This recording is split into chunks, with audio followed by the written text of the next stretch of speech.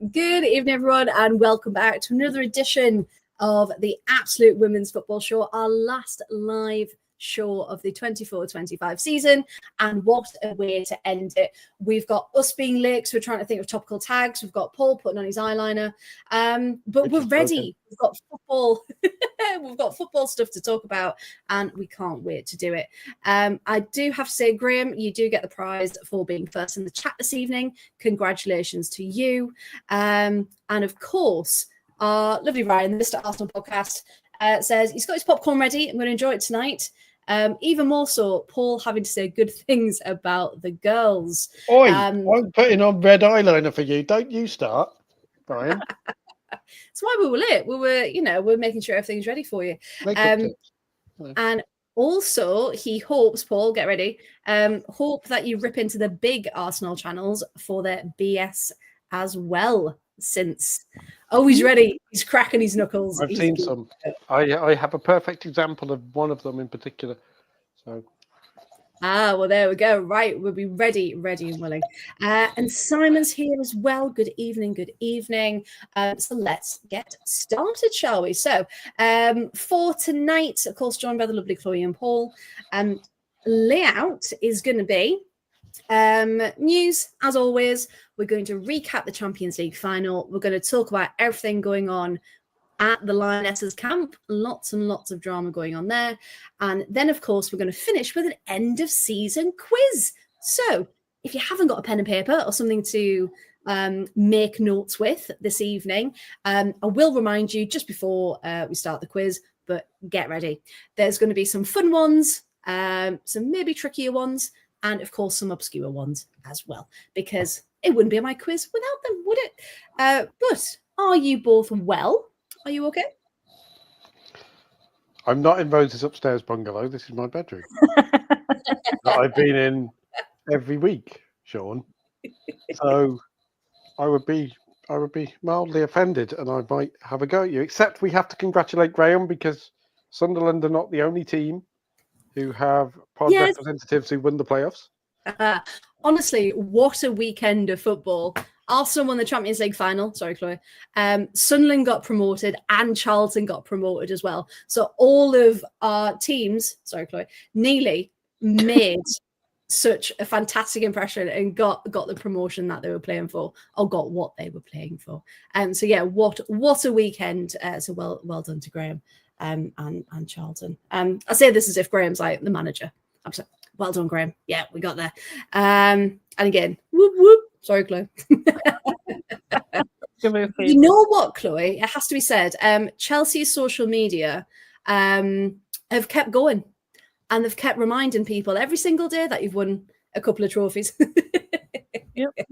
Even when the final was still on and finishing, Chelsea's admin was still going.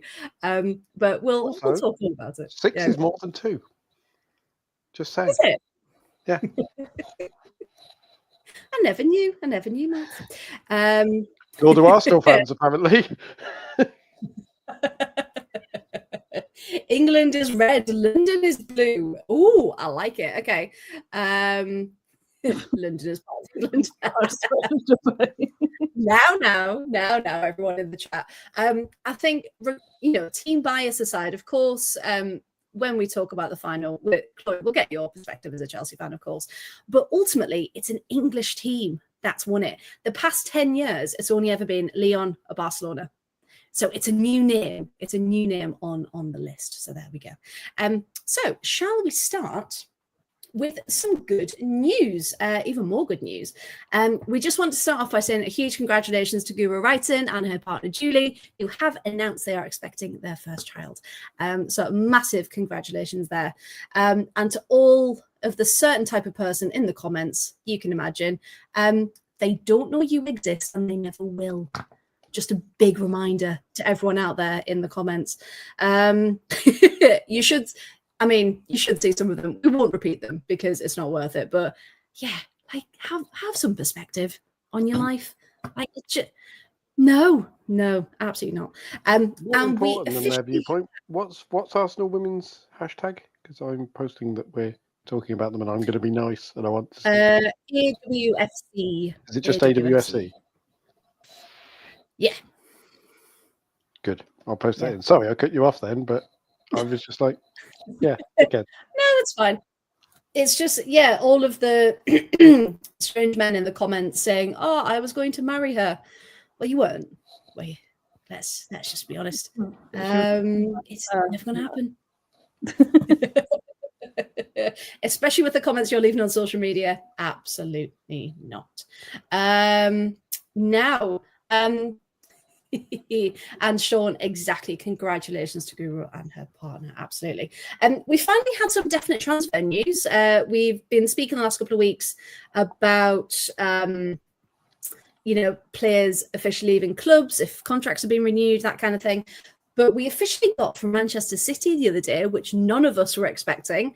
And the group chat kind of went, what? Jill Roord has left Manchester City and has signed once again for FC Twente in the Dutch league. No one was expecting that, were we? Anyone got any reactions to that news that she's gone?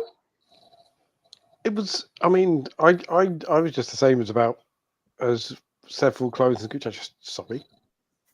What? Excuse me. Excuse me now. Huh? It's like, because I was sure she had. Yeah, I was sure she had time left on her contract. Because of course the window doesn't officially open until early June. Still, no one can give a good date yet. Though. Only one. I think ESPN have said a date, but no one else has. So I think it was a shock to one that she'd left, and two, she was like, "Yep, I'm going off." After internationals, she'll be back at FC Twente, where she was for her first professional club. So there we go. Antoine's in there. Don't know how Roord fit with me. Demand want to play the 10 anyway. Well, that's the thing. She was plagued by injury, wasn't she? She wasn't necessarily playing as much or kind of her best football, possibly. So maybe going back to Twente, it's a good fit. She's comfortable there. But just a bit of a shock, wasn't it? But of course, harshly, she wants to play Champions League, and Man City aren't. So, in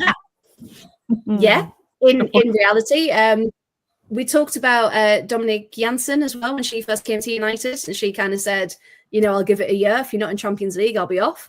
And they've managed it second time of asking. So it's a big demand that players, players have got standards, and that's what they're either willing or not willing to accept. But I was speaking to Chloe about this kind of before we went live, and people in the chat get involved as well. Are there any free agents at the moment that you can imagine moving to other clubs, or any clubs that you think, oh, they really need a centre back this window, or they need to do some business? Chloe, anyone for you, or anyone that Chelsea need position wise? Not sure we need many people really. As soon as it came out of my mouth, I was like, I don't know. Chelsea are the wrong team to ask about. I don't think we've announced anybody leaving at the moment, but I'm sure there will be probably some departures. GRK, I think, is supposed to be out of contract soon, so whether she is renewed, who knows? But I guess we'll just have to wait and see who leaves and see how we can keep the squad depth. Yeah, definitely. Because just looking at my transfer tracker, and of course it's Sophie Ingle and Zashira so far that have departed. But apart from that, we don't know who's been renewed. Tony saying we need the right back, and we need someone on the right wing as well. Yeah, possibly. Because you need, as much as I don't want to think and say this about Lucy Bronze, but we need Chelsea definitely needs someone else in that position, don't they? Again, rotation. Keeps getting linked with Chelsea. She does. She does indeed. Do we think that'll actually happen, or is it more fanciful? We tend to get linked to loads of players. Sometimes it may be because they're going elsewhere and they just want more money, but who knows? If we ring up Soccer Donna and we tell them, right, link us to Chelsea, link us to all these clubs and see what we can get. But it'll certainly be an interesting one because we've got again just on the tracker. We've got 5 that's left Brighton. We've, of course, got 4 that have left Villa. Everton have had a bit of a clear out. We know 4 definitely from Liverpool, and they've had loans end as well. London City have let a lot of players go. Again, we've spoke about this before, the players that helped them get to where they are. And West Ham, of course, released who they've released. And Spurs today actually released their retained list as well, and whose contracts they've triggered. So yeah, it's around the time things are starting to get moving. So as much as this is our last live show, of course, the pod account, our accounts are going to be full of all this news as well. And Tony's just putting there, ooh, okay. There's a loose rumour of a certain Australian right back coming and a certain Canadian fullback going back to France. Oh, interesting. Anyway. Ooh, imagine. She's always linked. Always. Yeah, because her and Daniel van der Donk were moved to be on the move together. Whether the club both. Oh my god! Imagine getting Van der Donk instead of Arsenal getting her. Ooh. I don't know how that would go down. I really don't know. Make it happen, please. I mean, it would just be fun to watch. Fun to watch the head loss there. Yeah, it would be. Yeah, it'd be weird. They say our rivalries don't exist in women's football, but they do. Do you know? Weirdly, hasn't been mentioned like recently. You know how normally there's one player in the summer where everyone has a massive hype over. Marie Antoinette Katoto has officially left Paris Saint-Germain now. She announced it a couple of days ago. Officially gone, yes. And no one's talking about her. But Paul, why do you think that is? Do you think it's just kind of outside, out of mind? And because there hasn't been a rumour, so no one's linking it. But Tony's saying Butch is going to Lyon. Could that be the reason? That's kind of it's a done deal. Why? Because if he goes to Lyon, there's already Dumornay, Hegerberg, Diani, like. Well, that's the question. Or is she? Is that just the assumption? Maybe she'll rock up at London City. Who knows? Mickey just go on loan and win trophies without doing much. Hey, that works for some people. I think she's going to come to the WSL. I hope so. I think there will be in the WSL. Everton. Oh. Her and Kelly Gargo are friends. Just saying. Right. Agent Kelly Gargo, get Katoto over here. That is exactly what we need in the WSL. Yes. Good. Perfect. Have we talked about the whole Lyon last week, didn't we? Awful rebrand that it is. But yeah, it's slow so far, transfer-wise, but there are names starting to come about. So again, we will keep you up. And it is only May. It doesn't properly get going till like July. It's when you really get. Yeah, so it's still 28th of May. Got a couple of weeks till the window opens, and then of course internationals. So whether people want to get them done before the Euros or whether they want to get them done afterwards. Chloe, what were you going to say there? Sorry. Yeah, I was going to mention the Euros. Some people might wait till they've sort of, played in the Euros because that might bring up their sort of transfer stock. Yeah, and do you remember after the last Euros as well, that's when Daphne van Domselaar really came into prominence, and that's then when she came to Villa, and that's when it didn't really go well. And then she went to Arsenal, and she's doing great things. So this is a time to really put the spotlight on these players, isn't it? It's a tournament summer, so everyone's going to wait for the likes of Portugal and Austria, Switzerland, some of the smaller teams who they think they can get.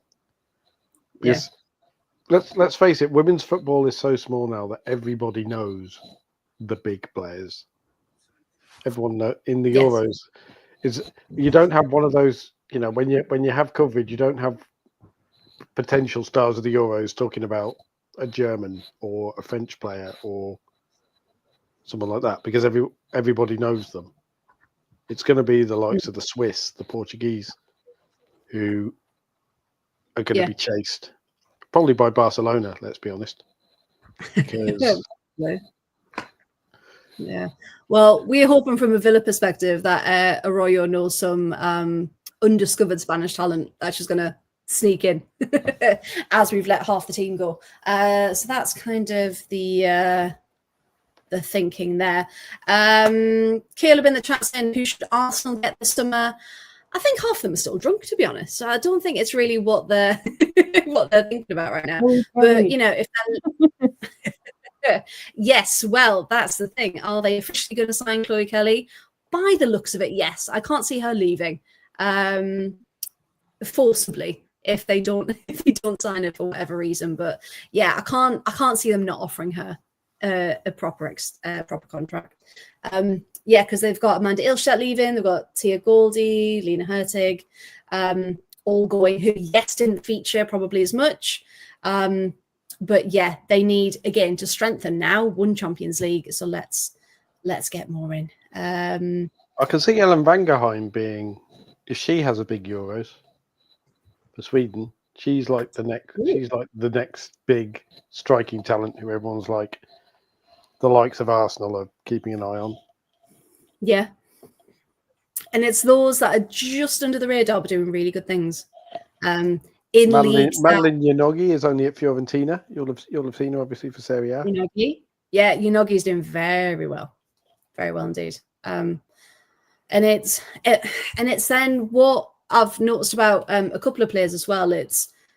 And not to sound like Mark Skinner in the slightest, but it's that change into the league. And yeah, hopefully if we can get, I'm saying wait as if I've got any thing on this. But yeah, getting those right players, getting them to hit the ground running and just really, really, really go for it. Paulie getting slated for your pronunciation. Tony's Swedish that well. I mean, so for future, that was literally what I said. I said Vangerheim. No? Oh no, Vangerheim. Vangerheim. Okay. Vangerheim. There you go. But thank you, Tony. It's education. And keep that same energy for Jonathan Pearce, please. Inevitably. Yeah, as long as I don't say work in progress, you'll be fine. Exactly. I haven't got a turtleneck on yet. It's fine. As soon as I start wearing one, then you can sack us. It's absolutely good. Good. Right. Anyone got anyone else they want to talk about movement-wise? Or shall we move on to some Lionesses? I think the Polish team are going to have a big summer. And I think that the Polish team are going to have names suddenly become, because if you look at the vast majority of them, they're in their prime or they are around their prime, and they all play for, a lot of them play in Germany, but they don't play for want of a better word, big teams.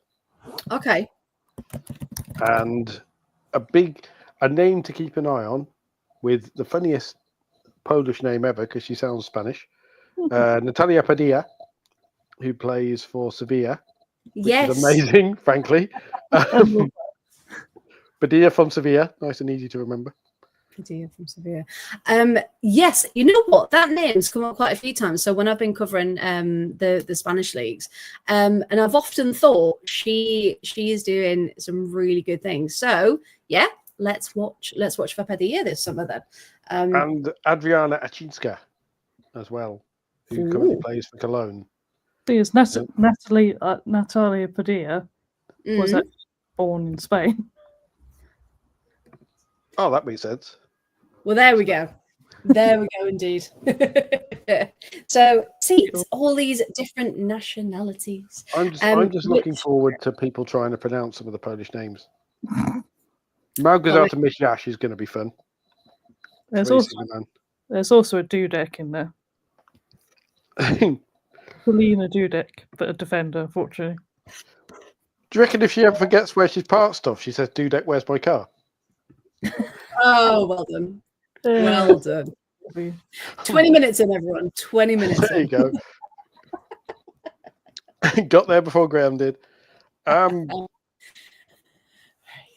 also, some of the but it's some of them. Finish. Be fun to watch. Yeah. Okay. Players like, again, someone who I'm quite surprised hasn't been more noticed is Sunny Fancy, but if you look at players like Una Savanius, who plays for Rosengård, she's going to be an interesting one because she's currently scoring at a rate of she's played 25 caps for Finland, or appeared 25 times, scored 6 goals, which, for a 19-year-old, 20-year-old striker. Yeah. Very good. Very promising. Yeah. Is one to keep an eye on. See, I'm now basically going through, looking at the latest squads and going, right, okay, of these players, who are the ones who you're going to look at and think they could potentially have big Euros? Yeah, and could they then be picked up? Yeah, absolutely. Because before the Euros as well, just to let everyone know, we will be dropping some pre-recorded shows. We'll be doing kind of a Euros preview and all of this. So we will be, now all squads are announced, we'll be looking into a bit further. And like Paul's doing right now, we'll be giving you ones to watch from the countries involved in the Euros. And of course, we've got Nations League coming up. And speaking of Nations League, all the Lionesses have gathered at St George's Park for camp, but the headlines this week are that Mary Earps has retired, and the key wording, with immediate effect. So she will not be in contention for these Euros. Now, it's 6 weeks before the tournament. 6 weeks. Chloe, what was your reaction when this broke? Because obviously no one was expecting it once again. So yeah, how do you feel about this? Because in the media, it's been skewed quite a lot of different ways, hasn't it? So yeah, for you, what do you think? Yeah, I mean, I was a bit shocked at first. I was like, oh, blimey, okay. I thought you were going to go along at least 3 Euros, but I mean, she's clearly been told she's not going to be number one and decided, okay, I've done what I can, that's it. So, yeah. Although she probably could have stayed in as sort of number 2 as sort of a supportive role. I mean, we've had tournaments before, we've had like KB, Karen Barsley injured, and then you have Carly Telford having to step in, or Siobhan Chamberlain having to step in, so she might have got some playing time, but she just thought, fair enough, that's it. So yeah, I'm done. If I'm not number one, I'm done. On the other side of that, I do kind of get that, as sort of previously being a player, wanting to sort of play quite a lot of the time. When you don't get picked, it's a bit of a kind of a knock on your ego. You're like, I'd rather be out there helping, but then you've got to sort of put yourself aside and sort of play for the team. So yeah, I kind of see it from both perspectives. Maybe could have been better timing, but yeah, she's just cut her losses, and that's it. And it's a hard read because there are so many different perspectives, and even in the chat now, we've got Anton saying the timing seems a bit selfish. Graham saying, well, actually, she turned up, told she's not number one, and then kind of sacked it off and left. Mary Earps did a Merle Frooms. But the thing is, we then got, so all this initial backlash came out, and she was called selfish, and she was called all of these things, and she was made out to be the villain. And then it actually came out that she's been in talks with Serena for about 12 to 18 months. So this wasn't like she's turned up one day and thrown her toys out the pram. This was a long time coming. Serena's kind of told her, can you hold on a minute? Just, hang on a bit more, see if you change your mind, don't throw this away, essentially. But then she's gone to St George's Park on Monday and then made this announcement. Paul, for you, and again, we've seen all of these different media takes, and some quite vicious. What was your reaction to this? I am a cynic about that media take emerging, and the reason, and that was the bit that I found most interesting, because my initial reaction was the same as most people, which is, oh great, she's walked out in England 5 weeks before the Euros, when she's still very obviously had a role to play. Like, and I can kind of get the not wanting to play or not wanting to sit on the bench and, raging against the dying of the light and all that. But then you look at Manu Zinsberger, who has gone the other way. Yeah. He's very obviously now not Arsenal's number one. Has probably lost her place to Daphne Van Domselaar in the big games. Would you know it, the way she acts around the team and on the bench? You wouldn't know it at all.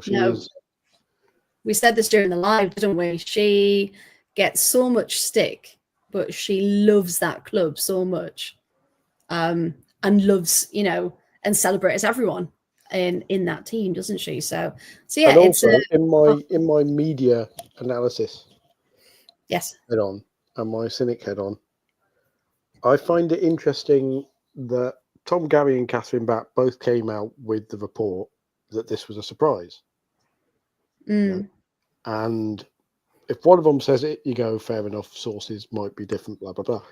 If two of them both say it, working for different papers and everything else, you start going, okay, either they've spoken to each other or they have independently confirmed it. And having seen the pair of them work, like in press box and stuff, if they do not put stuff out, because you can't at that level, you can't put stuff out unless you're 100% sure. Yeah. One journalist who has put stuff out without being 100% sure and being called out for it was Susie Rack, who coincidentally came out about an hour or so after the initial reports, maybe 2 hours, with actually, all of this stuff that these two highly established journalists have said is bollocks. And it's actually been planned for ages. Now, call me a cynic, but I think that someone has got on the phone to Susie Rack and gone, given that she has been someone who has previously planted stories from the England camp, which then have turned out to be debunked by the player with the whole Hannah Hampton thing. Of course, yeah. I'm like, okay, has someone rung up and gone, quick, spin this. You're our team journalist. And then, I'm not accusing Susie or any journalists of not doing their job or not having standards or anything, because obviously they do, because they're very good journalists. But as we know from working in the industry and the way it works a bit, particularly when you reach national level, there are journalists who are willing to occasionally write what their mates want them to write in order to get exclusive interviews or access or whatever else. And if you think that doesn't happen in women's football, you're naive, because it happens in every sport. It happens in politics. It happens. And if she'd been the first one to come out with that, and it hadn't had two of the best connected journalists in the game, one of whom at least, Tom, I'm not sure whether Catherine was, but Tom was definitely at St. George's Park, so would have been on the ground as well. Yeah. And he tweeted something along the lines of, very strange atmosphere here, almost in shock. Yeah. I remember reading that, yeah. And it's like, I'm sorry, if she's been talking about this for 12 to 18 months and she hasn't said anything to her teammates, she hasn't said anything to Serena. Serena hasn't had any conversations with Anna Morehouse or Kiara Keating or Hannah Hampton, who were all being called up with 4 goalies, to say, right, okay, we're in succession planning here, so you guys are both in line to be the next one here, and we're going to try and get you all minutes. This is the plan, especially like you say, as Serena was shot. Like, her response was vicious. Yeah, so the actual response, so this is from The Athletic, said, In a short address to the squad on Monday evening, Wiegman expressed in front of Earps sentiments of frustration, disappointment and anger at Earps' decision before walking out of the room. The England boss did not thank the player in the meeting, and there was no mention of Wiegman in Earps' statement either. Right. So apparently Mary Earps has been thinking about this for 12 to 18 months and speaking with the England hierarchy. And now you have 3 groups of well-connected journalists saying that this is a shock. Yeah. Sorry, And Susie, are you doing someone a favour? it just doesn't add up, does it? It just there's definitely, obviously there's more to the story. We don't know what's gone on, but something else has happened, because that decision, and I know in even Mary's statement was very, I've taken the difficult decision, and this is the right thing, and it just very, I don't know. There's just something off about it. And like Tom Gary said when he did tweet, there's a very strange atmosphere. And Jess Carter was at the press conference, wasn't she? She was speaking to the media and she said that it was a massive shock. So yeah, and if it has bollocks, because Susie Rack said otherwise, and I'm like, this is what I mean. I'm like, why? Okay, so why are you now writing something that flies in the face of something that everything else is saying? Who are you writing that for? Who are you trying to? And this is where my critical thinking lessons at school that we did was the thing where you have to, where it's like, by being a historian, it's like, right, okay, read every source and you consider who it's written by, who it's written for, when it was written, and what it might have been written trying to achieve. And when there's so much evidence on one side and so many people saying one thing and then one person, and you think, is it trying to soften the blow almost?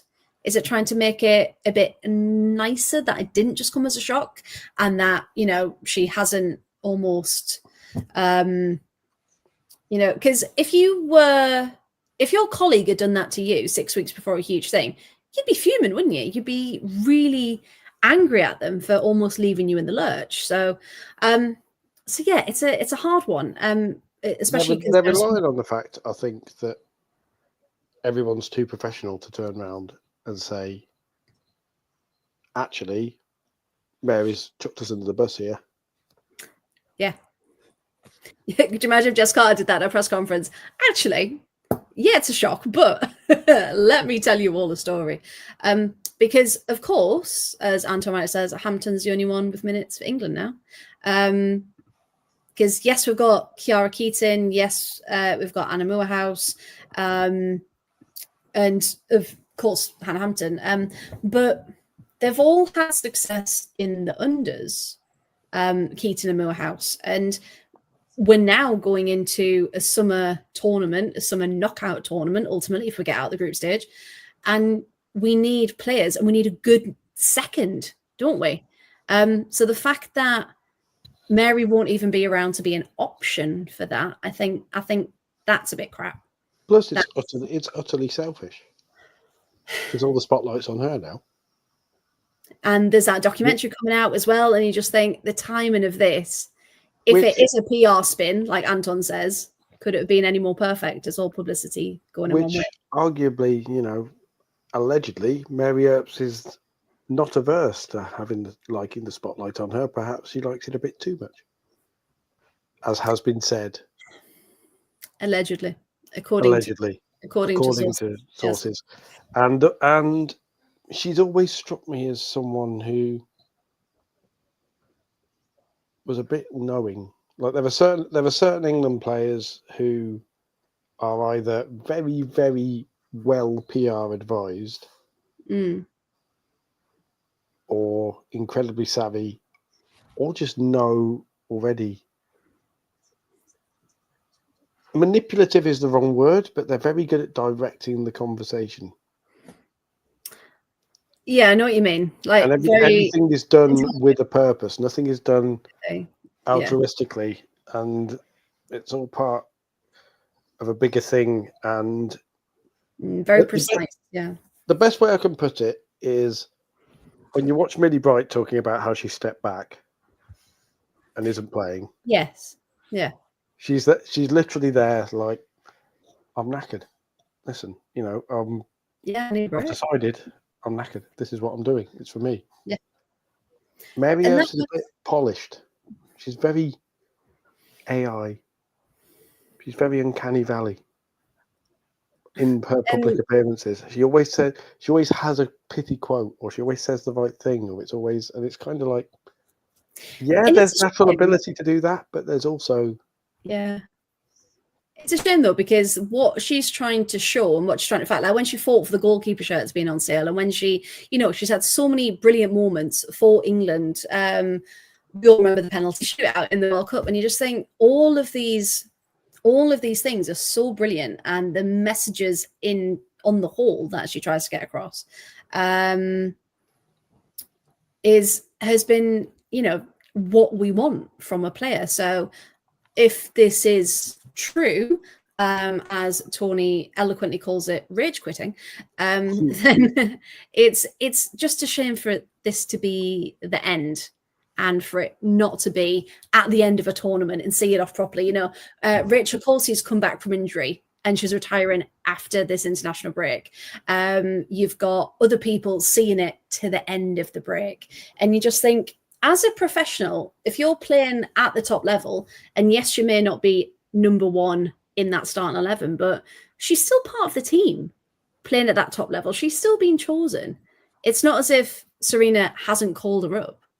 Like, she's still a huge part of that team. So I don't know. I just really hope she doesn't regret it. If she knew she was going to retire, why did she accept the call up? Why don't you retire at the end of the season? Or why don't you retire, okay, why don't you retire after the last international break? Yeah.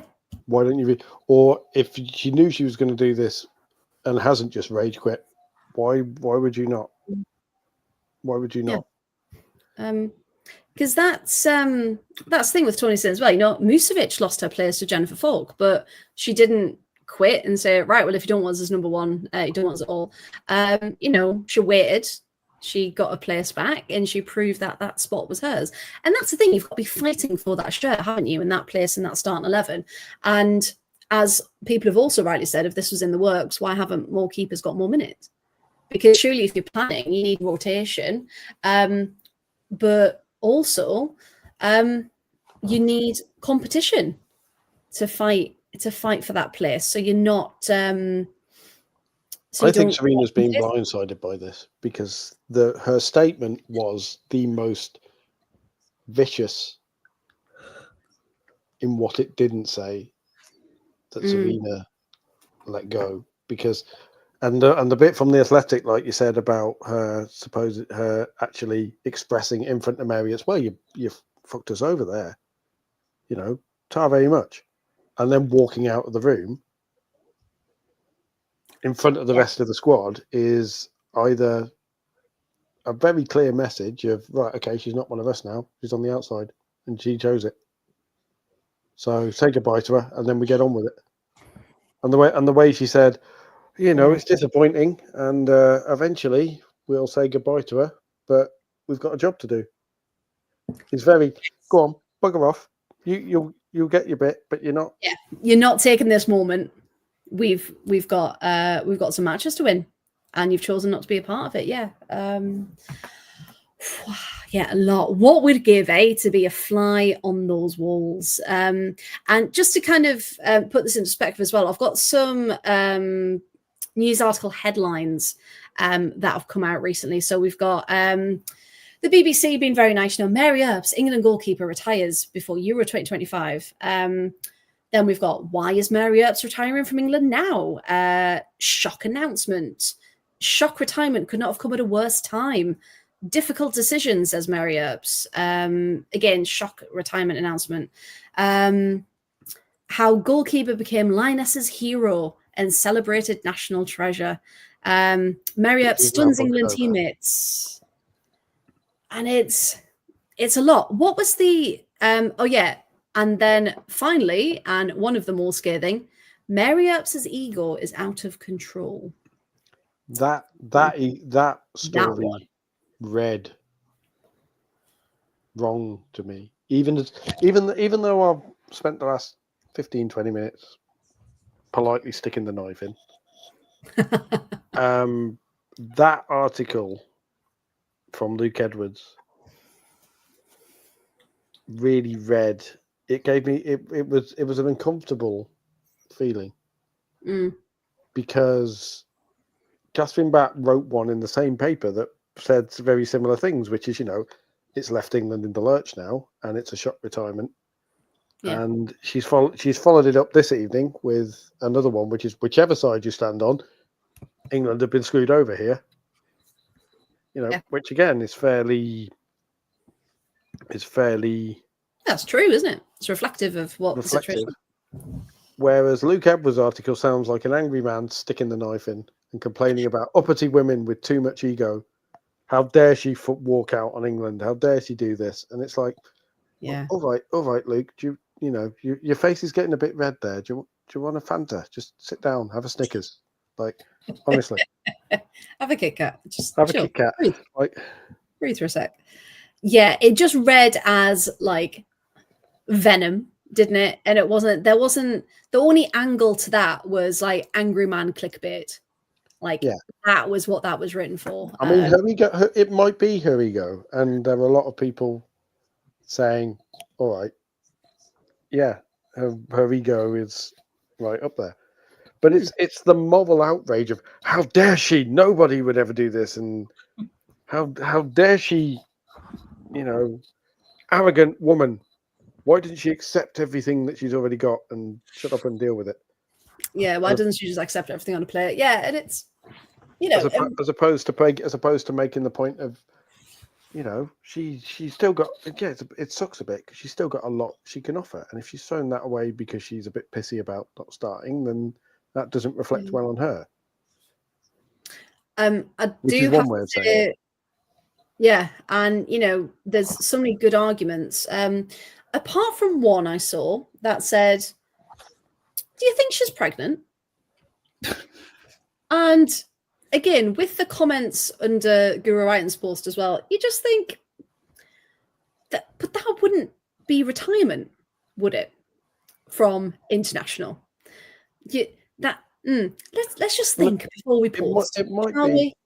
It might be. She's 32 years old. Pregnancy is going to keep her out for a year. Well, not to a year. Yes. And then she's got to get back into the rhythm, and then she's got to play and all that sort of stuff. Although, again, the weirdness, if she is pregnant, why would you not say that? Why would you not say, I'm stepping down from the England squad for the Euros? Yeah, I'm stepping down. I've got the amazing news that I'm expecting a baby, myself and my partner. At which point, everybody goes, wow, national heroine expecting a baby. Go and win it for her, etc., etc., etc. Yeah. And it just, again, people don't think before they speak. And that's when, I mean, the whole of Twitter's a cesspit. We say this all the time, but it's just, regardless of what this is, that would never even enter your mind that that's the reason. Because it wasn't the tone of it, the shock announcement of it, of everyone at camp. So clearly something has gone on, and ultimately Mary Earps is not there for the Euros. So yeah, there's a documentary coming out that has been about her. Apparently they've followed her this season. I wonder if that will coincidentally have footage. We'll find that out the day before. Oh, imagine if they've got secret cameras at St George's Park. That'd be incredible.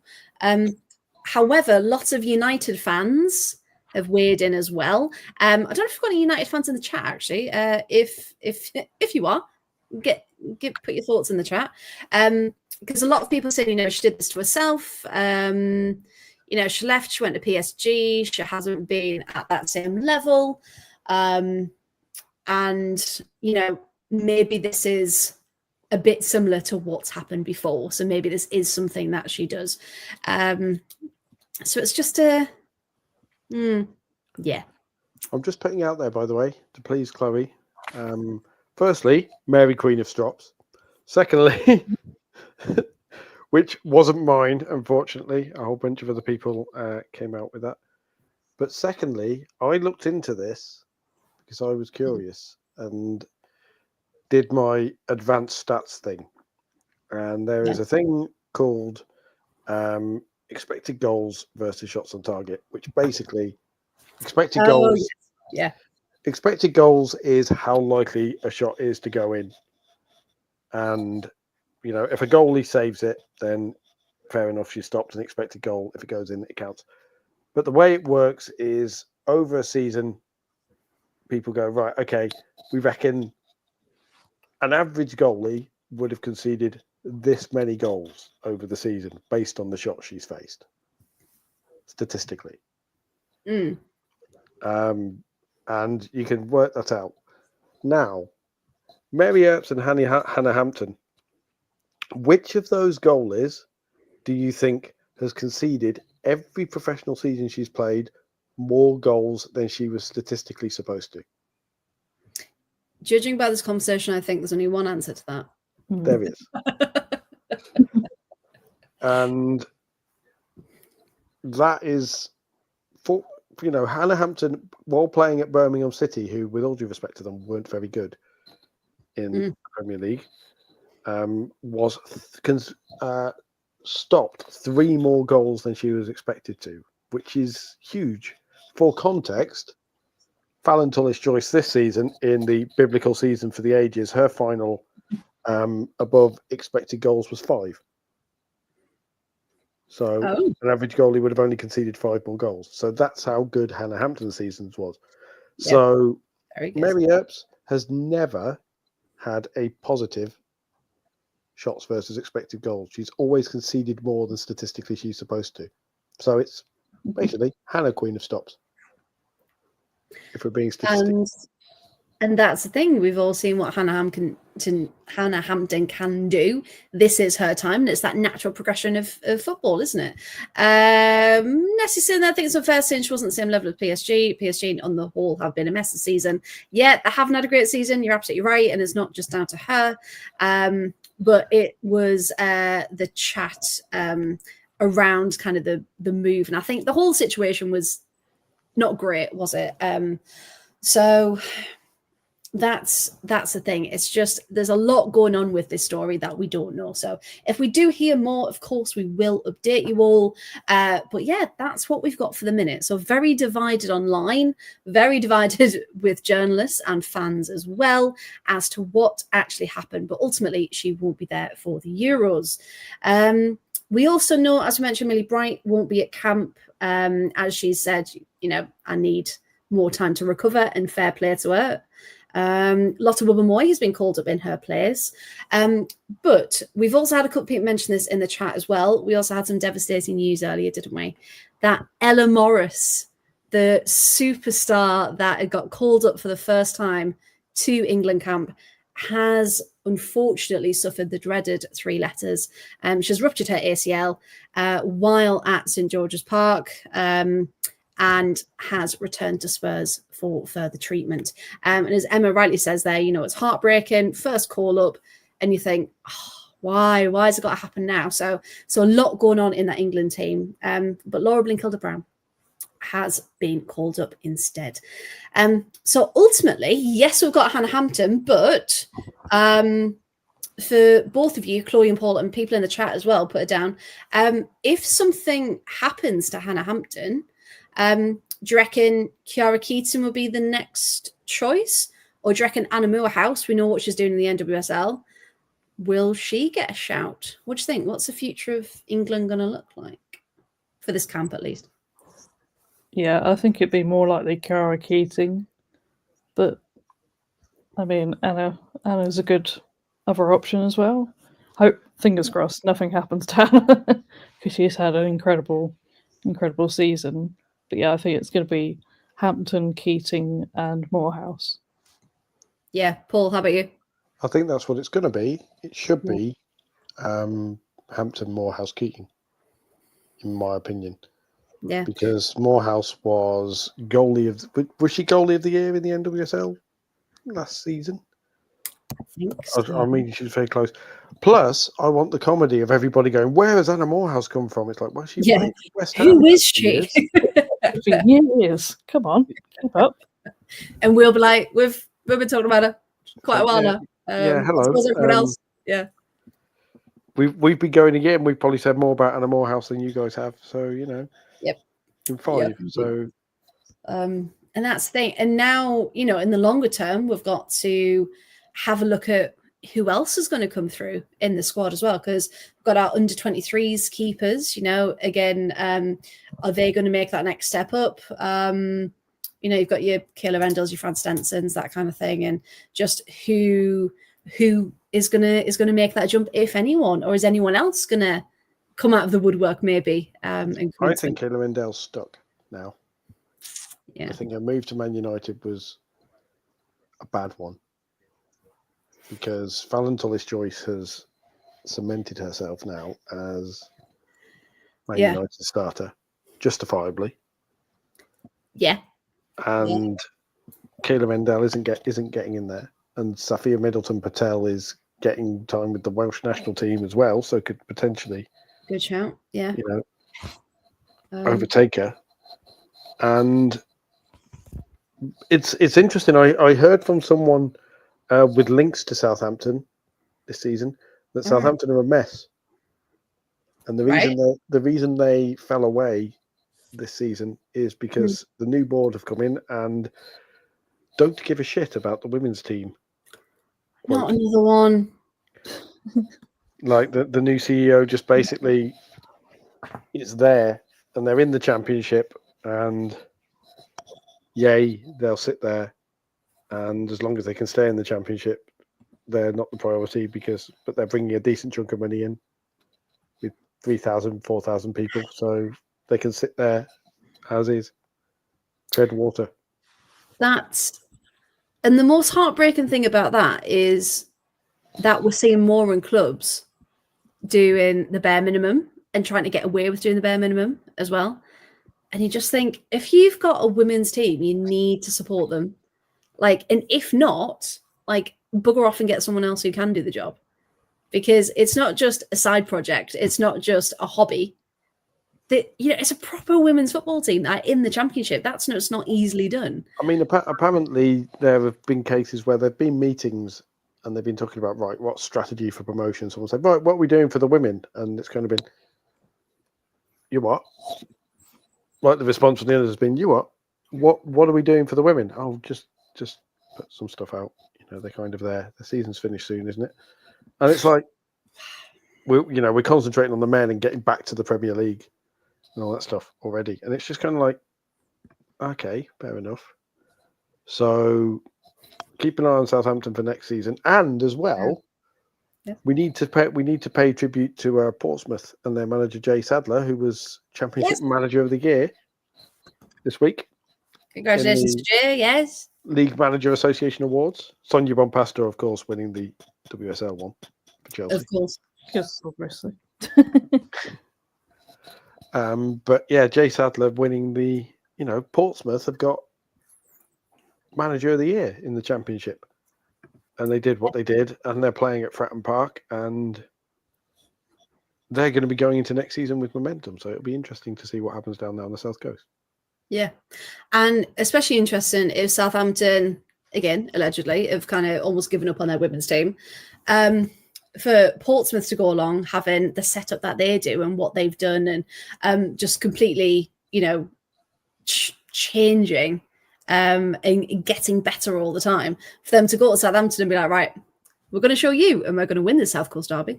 And by the way, we'll have her. Yeah, we're going to buy all of your team off you. Because it was when they let Remy Allen go as well, and you just think there's a lot going on there, and apparently not good.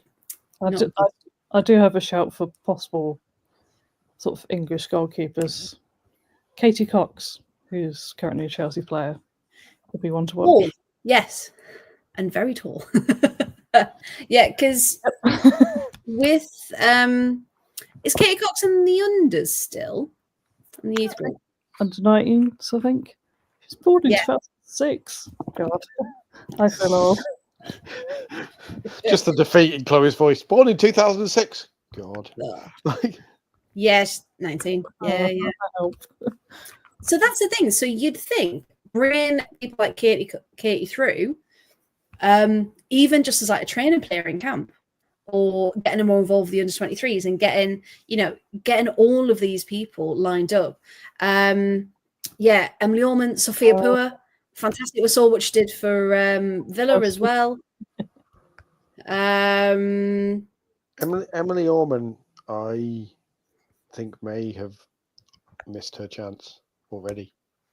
I think she's been surpassed by the likes of Sophia Paul in terms of young goalies. Eleanor Heaps for Spurs has been a name that's been mentioned a few times as well. So we're not sure of options, really. No, but it's, will they be given a chance? And as history dictates, probably not. So I think they'll be given more of a chance now Mary Earps has stepped aside. Well, that's the thing. Do you reckon this will be the moment where Serena kind of goes, oh, actually, I don't want to be in this situation again. I need my team ready, essentially. I need, if someone else leaves, at the drop of a hat, who have I got? Who have I got? I also think there's more now. Hannah Hampton is more used to playing in a rotation system. She's got, in inverted commas, lucky this season because of Zecira Musovic's pregnancy and stepping away. But, at Chelsea, she's always going to be playing with some of the best goalies in the world. So there's that natural competition. And she'll be open to being told, yeah, actually, we're going to try. And perhaps that might be of Serena's benefit now, because younger goalies are more used to playing in what in ice hockey is called the platoon goalie system, where you don't have a starting goalie. Yeah. You have goalies who will come in situationally and play games, and week to week the manager will go, right, I'll pick the goalie in form rather than definite not starting a backup. Yeah. And I think there's definitely pros to being on such a rotational system because, like you said, you get used to not being in that starting 11, but it's not because you're not good enough. It's just because we're on a system. Like, we're all part of the same squad and we're all going for it. So yeah. Also, former Coventry player, name I haven't mentioned, Lucy Thomas. Lucy Thomas, yes. As another goalie who was fantastic for Birmingham until she got injured. Yes. Yeah, I agree. If all else fails, Frank Kirby. Wasn't it Georgia Stanway who's the backup? Yeah. If all the goalies get injured, if goalies get sent off or whatever, Georgia Stanway is the outfield player nominated to take the gloves. But Fran literally started out as a goalie. She's only 4'6". How did she start as a goalie? She stood on the ball. Didn't grow, and then was like, okay. Did she get special dispensation to have a stepladder in the corners? Was it like? To be fair, I did see her warming up once. I think when we were playing against Man City, it was like half time. I saw warming up. She went in goal. She's not bad. Okay. Worst comes to worst, and all our goalkeepers go missing. Fran, you're up. You are up. That would look hilarious, though. Oh, it would be, yeah. People would laugh as they came to see us, but you know what? We'd love it. But that'd be full FIFA where you'd have the potential of goalies dribbling end to end. Imagine. Yeah. Frank, complete chaos. You've seen sweeper keepers. Frank Kirby is an attacking midfielder keeper. I think if you stop the strikers, they'll be like, "Wait, what? Why are you? Yeah, why are you here?" Yeah. Oh, damn it. But yeah, Emma's just said, Kirby for goalie in the World Sevens. Yes, that is the chaos everyone is here for, and that everyone needs. Yes, absolutely. I love it. Right then, let's move on then, shall we, to the only game we've got to talk about. Now, if you were with us, and quite a few of you were at the weekend for the final. Now, Paul, me and you were talking about it on the day, but Chloe, I haven't talked to you about it yet. Feel free to reply with your Chelsea bias and with and without your Chelsea bias. But for Arsenal to win over Barcelona, like, that's a massive, massive statement, isn't it? So obviously you would have hated it, but how do you feel that it's been done? I mean, Chelsea biases, really, they're going to just hold us over us for ages until we do it. But then part of me is like, but Barcelona, look at them. They're unhappy. They're in tears. Good. I think we're probably a bit more sort of rival with Barcelona, to be honest, because they can just, there's something about them. But I think it's good. I mean, they've done it before. They're doing it again. Great, At least it wasn't Barca. At least it wasn't Barca. But yeah, it's quite an achievement, especially with Rennie Slager's just coming in, not even start of the season, sort of taken over during the season. To be able to do this is quite something. So fair play to them. And I hope some of them are sober now, maybe. Don't think McCabe is. I don't think she'll be sober for a long time.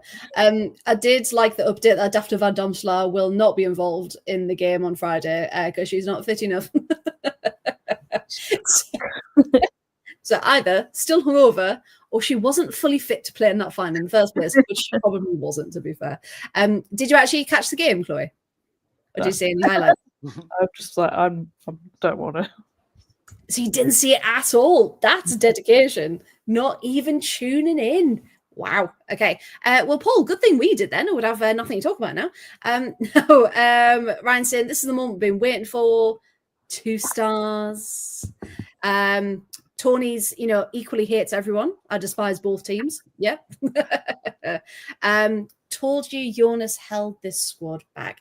Yeah, because I was watching, obviously we watched a live poll, didn't we? And then I watched the highlights earlier just to remind myself.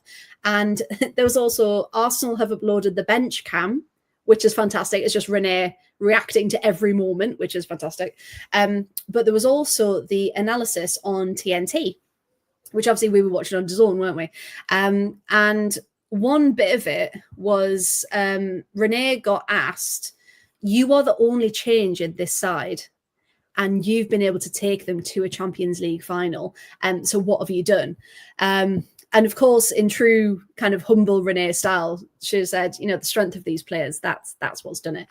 But Paul, for you, what a game. Because Barcelona looked like, especially in that first half, they could have done it. But yeah, where do you think that magic came through for Arsenal?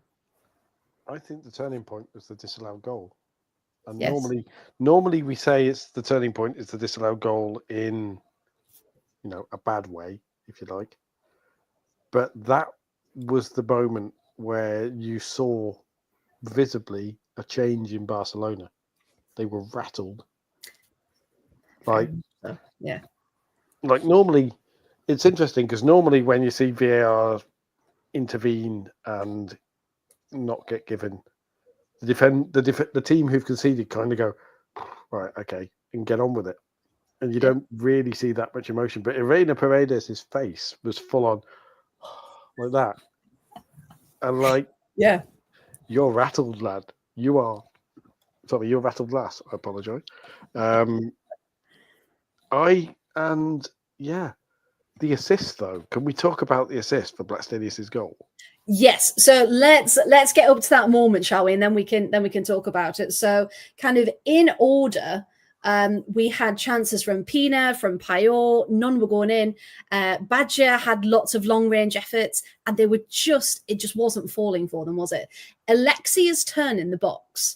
Any other game that would have ended in a goal, but Arsenal were playing so tight to them and so compact that she just couldn't get through. And the fact that, like you said, they were frustrated, they were rattled, and I think that's the best Barcelona to play because then that doubt starts to creep in, doesn't it? About their about what they can do. I mean, tactically, Arsenal were perfect because they absorbed Barca's pressure and let them play in areas that weren't dangerous, if you like, and didn't get sucked into chasing the ball around and trying to press. And if Barca were stroking the ball around in midfield with that tiki-taka bollocks that people describe as good football nowadays, 47 passes to move 5 yards or whatever. Arsenal were just you could literally see them just kind of stepping off and going, right, okay, we are, Kim Little was immense. We just need more Kim Little appreciation, because everyone who knows what this meant for her, but the fact that she is still playing at that level and made such an impact in that game and all throughout this competition and the tournament, for her to play in that final and be that good against Barcelona and be so vital. And we said during the live, didn't we? There wasn't one player who couldn't have got player of the match because they were all so good. I mean, Barca as well. They're like the school bully in the sense that they're very, who's 6 inches taller than everyone else, and that walking around the room, and they're like, yeah, we're the biggest dog in the playground. We know we can eventually batter people into submission and land a telling blow and whatever else. Yeah, beat us if you think you're hard enough. Very, very that. And it was almost, to make the Rocky reference that I did, as soon as that own goal went in, it was like the moment in Rocky 3. You're there. They're cut. Barca are cut. It's like, there's a gap in the armor. Yeah. There's a wound there. Arsenal have landed a glove on them and they've hurt them, even though Barca picked themselves back up. That punch hurt. It's like in a boxing fight where you see it and go, "Oh, that hurt." That guy, he's felt that. Yeah, and you're just waiting for it to go. Yeah, and that we talk about that momentum shift, and we said, it was that VAR decision that maybe, the ball's gone in the back of the net once. Yes, it hasn't counted, but it's happened. We've seen it happen. So maybe mentally, again, that helped. And, Barca came so close on a couple of occasions, but then the substitutes came on. And this is where Blackstenius and Mead entered the pitch. And Blackstenius she had an earlier chance, didn't she? And that, that got deflected. That just went wide. But Paul, take it away. Let's talk about the assist. Let's do it. I mean, the goal itself came from nothing. Like there was a bit of a build-up, and you kind of went, Arsenal are in this. This is interesting. And then the goal itself, initial corner headed away and recycled down the right side, played back in. A Mead's pass, just the most gorgeous of reverse passes. Like, I actually, if you watch it as well, Blackstenius made her look better, and because the vision of the pass was amazing. Like the turn and the reverse pass was amazing. But if you watch it, Mead slightly overhits it because she's forcing it through, and Blackstenius has no time to be. You can see her. She turns away to, gamble on the pass coming, but doesn't expect it to be fizzed at her at ankle height, and she pulls it down incredibly. Yeah, it's a massively underrated bit of control. One touch with her left foot onto her right foot, bang, and that's what Stina Blackstenius does. Like everyone's like, oh, she's overrated. She's this. She's always offside. It's like, no, that's what you have her in the team for. Yeah, that was a pure instinctive finish.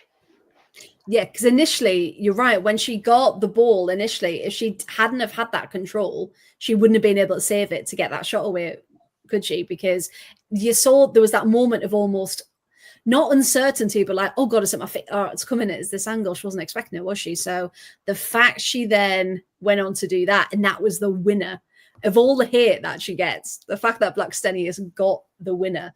And, Arsenal were able to hold Barcelona off. Emma's saying it was pure carnage. I thought Barca would nick it in the dying minutes. And again, it's that subconscious bias of, oh, well, Barcelona have got to come back at some point. They've got to come But back in the game. They've got to do something. But I think they had that as well, and you could see it was really interesting, the shots on the Barca bench and them getting more and more. It was shock. It was like, this isn't happening. This shouldn't be happening. We're 1-0 down, and we're not getting that chance. We're Barca. We always get that chance. What? Yeah. How are they keeping us out? And it wasn't given. We do have to take a moment, because still on the highlights, it's Russo, lovely touch from Russo, and it's Russo in the back of the net. And even we went, Russo, the same for it. That's Stina. That's Blackstenius. And we know that their numbers 23 and 25 are very, very similar. And we know they both have blonde ponytails, and they both had slightly wavy hair on the same day. However, Blackstenius is like this tall, and there's a good gap between the two of them. There's a good couple of inches, isn't there? It's a good couple of inches. But as Tony rightly said, because DAZN said it was Russo, BBC Sport said it was Russo, the commentators were saying it was Russo, and it wasn't until they did the slow motion replay that they went, "Oh, it was Blackstenius." It's like, yeah, I will defend them. I will defend them, slight commentators here slightly. If you've only got one shot at it, and you're reacting to it happening at that speed, no, and you have 12 blonde ponytails on the pitch, No, it's true. They were, and like we said, it was very, very similar. It was just really, really funny that everyone was like, Russo! Oh, Blackstenius. but that's kind of the whole thing, because there was all the talk of Russo being exchanged for Blackstenius, and Arsenal fans. Sorry to remind you this of Ryan and us as Arsenal fans, but Arsenal fans were happy to see Blackstenius go for Russo. Yeah. In January. Yeah. And I'm like, oh yeah. There were tweets like, "I'll drive Stina to Manchester myself if it means I can bring Russo back," and it's like, and it's like, and it's fair enough. It makes. No, that's true. Graham, we're being nice to Arsenal. That's harsh. We're being nice. And for once, I don't think she actually did put her hand up, did she, during that game? Tony put her hand up to celebrate. Yeah. And then it was two hands. Woo! Tony said, no, he didn't think Barca would come back from it, and he knew the game was going to be a 1-0. Ooh, very good. We'll need to get you to get the lotto numbers then, Tony. Help us out a little bit. Graham thought Leah was excellent. Yeah, she had a brilliant game. Catley had a brilliant game. Caitlin Ford as well. We know if our Chloe Bear was on the pod tonight, she'd tell you Caitlin Ford isn't talked about enough, as she should be. Ryan saying, Barca's arrogance came back, didn't give Arsenal any respect in the build-up. Aitana said some nice things about Mariona, but that was about it, I think. Well, you had Juan Laporta going, we've beaten Arsenal already, and we're looking forward to our third Champions League title. It's like, yeah, we've got a better team than them. Yep. Get it up, you sentient piece of wispy-haired ham. Honestly. And again, we said this on the live stream, the way he acted with Alexia and Aitana on that podium, did he learn nothing from the last couple of years and that interaction? Like, that was forcibly that, he wasn't letting them go, was he? And it was uncomfortable. What did make me smile though after the end of the game, because that was massively uncomfortable, but also Bonmati's and Putellas's tweets afterwards were very spoiled child. Yeah. Like, spectacularly. Like, well, we don't know how that happened, because all our fans were there. We have more fans than them, and we're Barcelona, and we don't know how that happened. It's like, because you lost, because you shit. Well, they're not, but No, it's because their game plan didn't work. And, I had to... Leanne Sanderson said something before the game, and she said, you know what? You get some days where you can prepare all you want, but you get to the day and sometimes your legs just aren't in it. And that's just the way football goes. And I went, I really hope she hasn't jinxed it for Arsenal by saying that. but she drinks stuff Barcelona instead. I mean, I know we say this every year, but I really hope that this loss is one of those losses that gets into teams' heads. Like teams can respond to losses in two ways. They can either turn around and go, right, sod that for a lark. Next year we're on the revenge tour, which is what everyone said Barca were after losing to Lyon. Again, when they were massive favourites, and Amandine Henry cracked in the best goal I've seen in a Women's Champions League final. But Barca are a one-track team. They're like, we have all these amazing players and we'll just beat you because we're purely individual brilliance and we've all played together and we know what we're doing. And when it doesn't work, they've got nothing. They're like, they can't grind out results. No. And, we saw Pina, the photo of Pina looking miserable as Shadow Golden Boot, and Graham Hansen, Payot, all of these huge names that you'd expect to be scoring for fun, it just didn't turn up, and they just couldn't. They didn't look like this,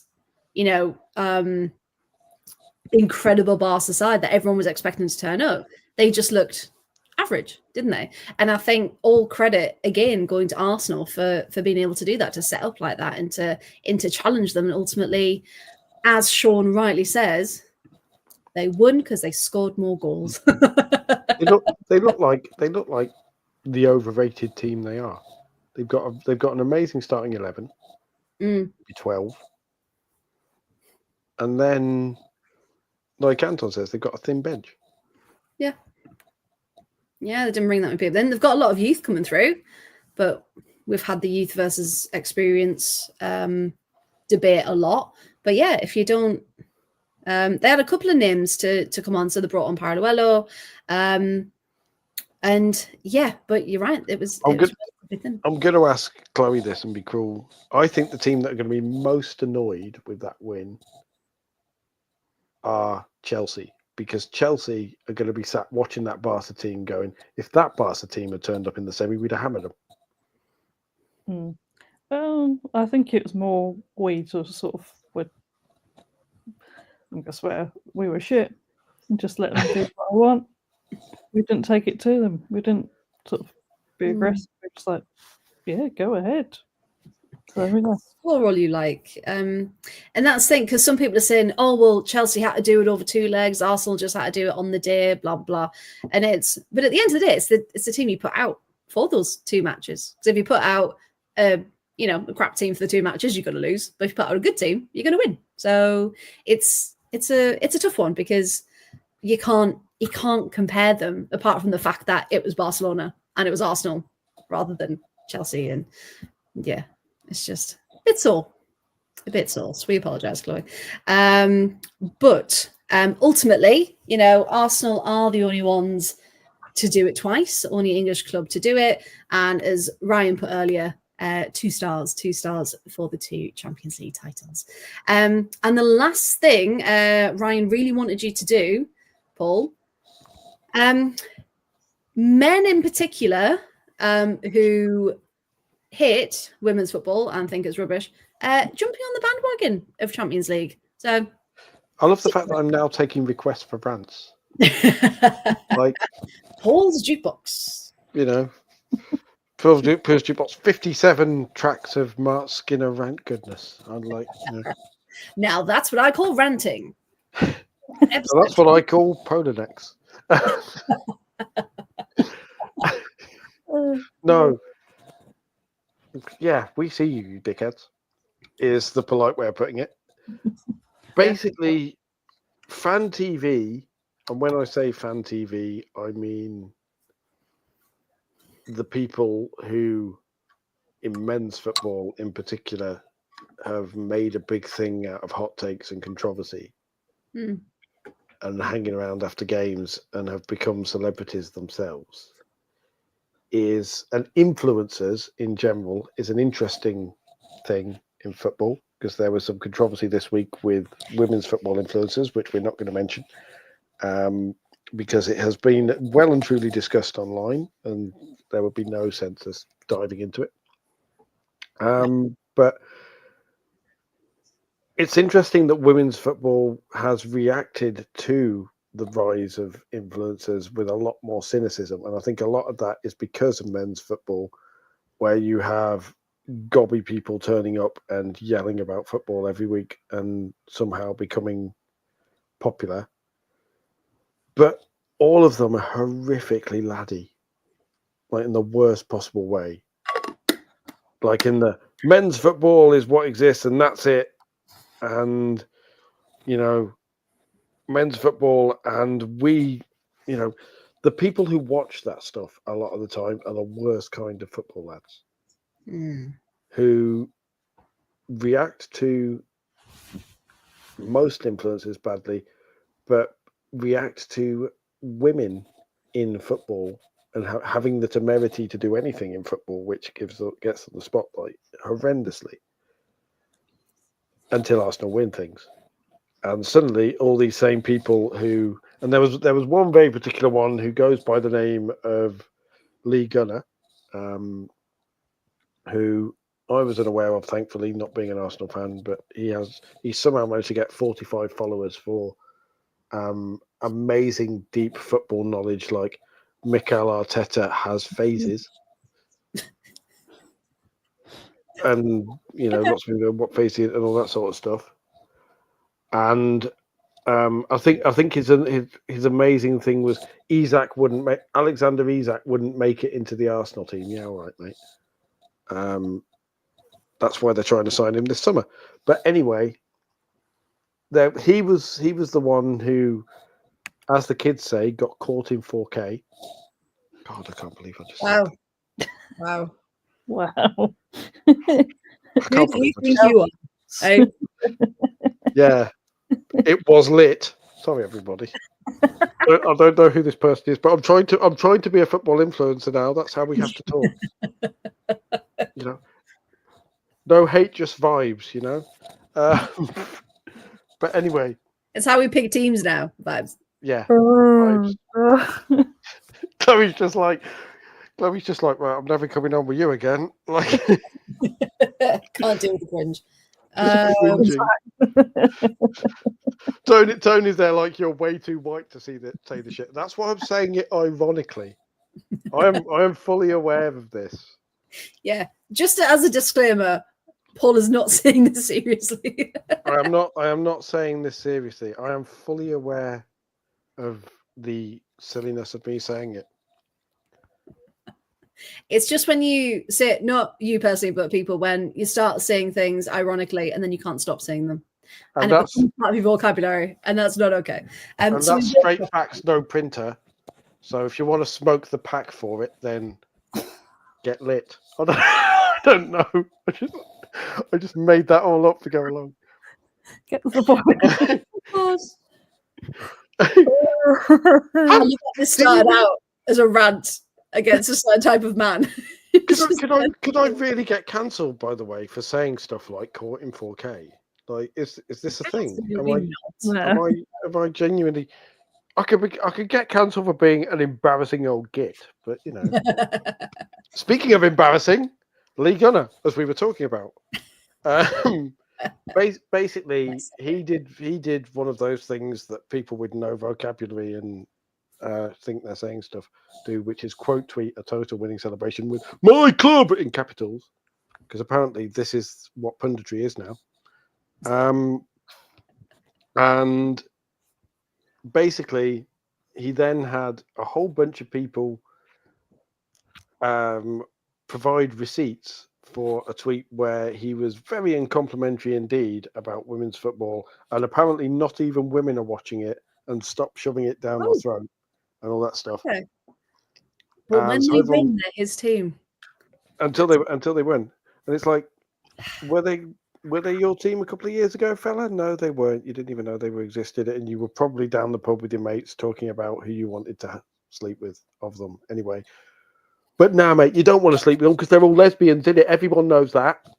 Anyway, let's talk about Martin Odegaard in the false nine. I don't know, twat. But you know what the funny thing is? He's just popped up on my top of my page. lovely. My phone hears everything. Yeah, it's these people, and you don't mind if genuinely, if you followed the men's team all your life, you didn't really have anything to do with the women's team just because you never crossed their path. And if you saw, oh God, like they've won the Champions League, that's fantastic. You wouldn't mind if it was, oh, incredible achievement for the women's team. Oh, might go watch them next season, that kind of thing. Or even just this, like just take a note of it. It's absolutely fine. It's when they've gone out of their way to go, it's crap, no one watches it, waste of space, all of this nonsense, to then be like, yeah, proud of them. But it was pointed out that, you know, the excuse will probably be, oh, I can change, I can do this. You know, it'll probably I'm not the same man I was 5 minutes ago. in classic influencer fashion, he'd have been better off tweeting something like, he'd been better off just putting a picture of Shaquille O'Neal with, my apologies, Arsenal women, I wasn't familiar with your game. I know my memes. But being a glory hunter, yeah, absolutely. And also, you know, you see it, and it's not just Arsenal fans who do it, because there are lots of big Chelsea fan accounts who, for some reason, always seem to want to dump on women's football and the women in general, and then they'll win, and it's, you know, West London is blue or whatever else, and it's like, yeah, but you wouldn't, you don't know, you couldn't pick Myra Ramirez out of a lineup, could you? Tell you what, it's quite funny though. The ones like the, not just Chelsea accounts, but any of these troll accounts that I've got a player as a profile picture, the username ends in AWFC, CWFC, blah, blah, blah. And it'll be a picture of the team training, and they'll go, who's that? Underneath the picture. And so people have got to go, oh, well, that's so-and-so, you know, striker for blah, blah, blah.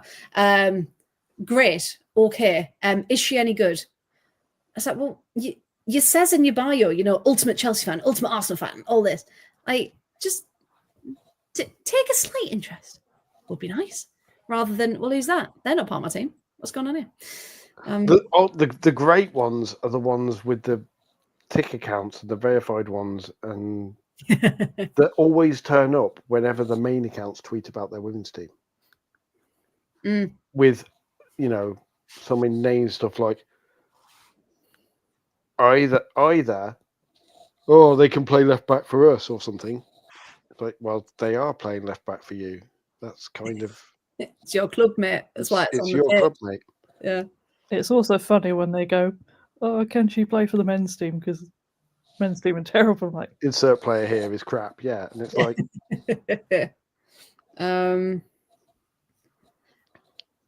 yeah. Oh, what was I going to say there? I was looking at this. Yeah. That's think to an extent, you know, the men's side's been up and down the last couple of years, and it's, you know, it's backhanded compliments. It's all of this, and it's like, no, just, you know, respect the team for what they're worth, respect them for what they've done. And you know, the people saying, oh, well, the women's Champions League's like an under-9 boys Sunday league, and you're like, well, it's not, is it? Because also the pernicious stuff that that football YouTube does a lot. Yeah. Because they know they can trade off it, is they'll have, you know, I don't know, penalty competition against Arsenal women or something. Because they know the men wouldn't give them the time of day, but the women, particularly a couple of years ago, were more up for it. And then you'll watch it, and obviously the YouTubers will either draw or win. And then everyone will use this as an excuse. But anyone watching women's football, it's like, hold on, you've got Manu Zinsberger playing forward there. It's like, that's not a goalie in goal. No. The women clearly are taking the piss here. They're not trying to win. Whereas you're absolutely going for it. Yeah, you're going 200% just to win against a woman, because, you know, you can't possibly and also they'll get on there and they'll get really, really pissy when women actually do stuff, and people who they respect turn around and go, yeah, these guys, like, for example, they had a thing where Ben Foster on his YouTube channel had, again, Arsenal women, and they did these, 10 penalties, 10 volleys, 10 one-timers, and I'll go in goal as an ex-Premier League goalie. And we'll let Beth Mead shoot at me and Stina Blackstenius and someone else. Mm. And they were rinsing him. Like they were, I think they scored something like 17 out of 20 past him. Yeah. Proper finishes as well. And at the end of it, he comes off and he just goes. He came off and just went, bloody hell, girls, you've done me there. I might have to retire from YouTube now. You've absolutely done me. And all the comments are, oh, he's not trying, to the point where he had to release another video afterwards. Yeah. And his podcast, where he got asked, oh yeah, so you got rinsed by Arsenal women. That must have been embarrassing.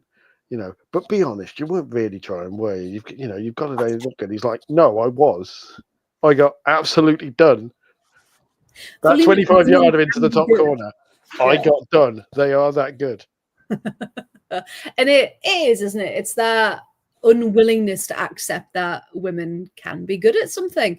And it's just, if just on that as a final note, if anyone missed Self-Esteem's acceptance speech at the Ivor Novello Awards this week, please go back and watch it on her Instagram, because she speaks incredibly well about that misogynistic bias that exists across everything in the workplace.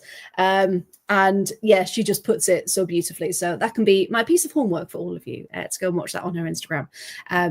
Because she says essentially, men are just so against women for doing things like existing and breathing. I mean, in football as well, it drives me mad, because one of the best, possibly the best men's football pundit is Stump Peg, who's a lady called Niamh Pietrzello, and she is her knowledge of football is ridiculous.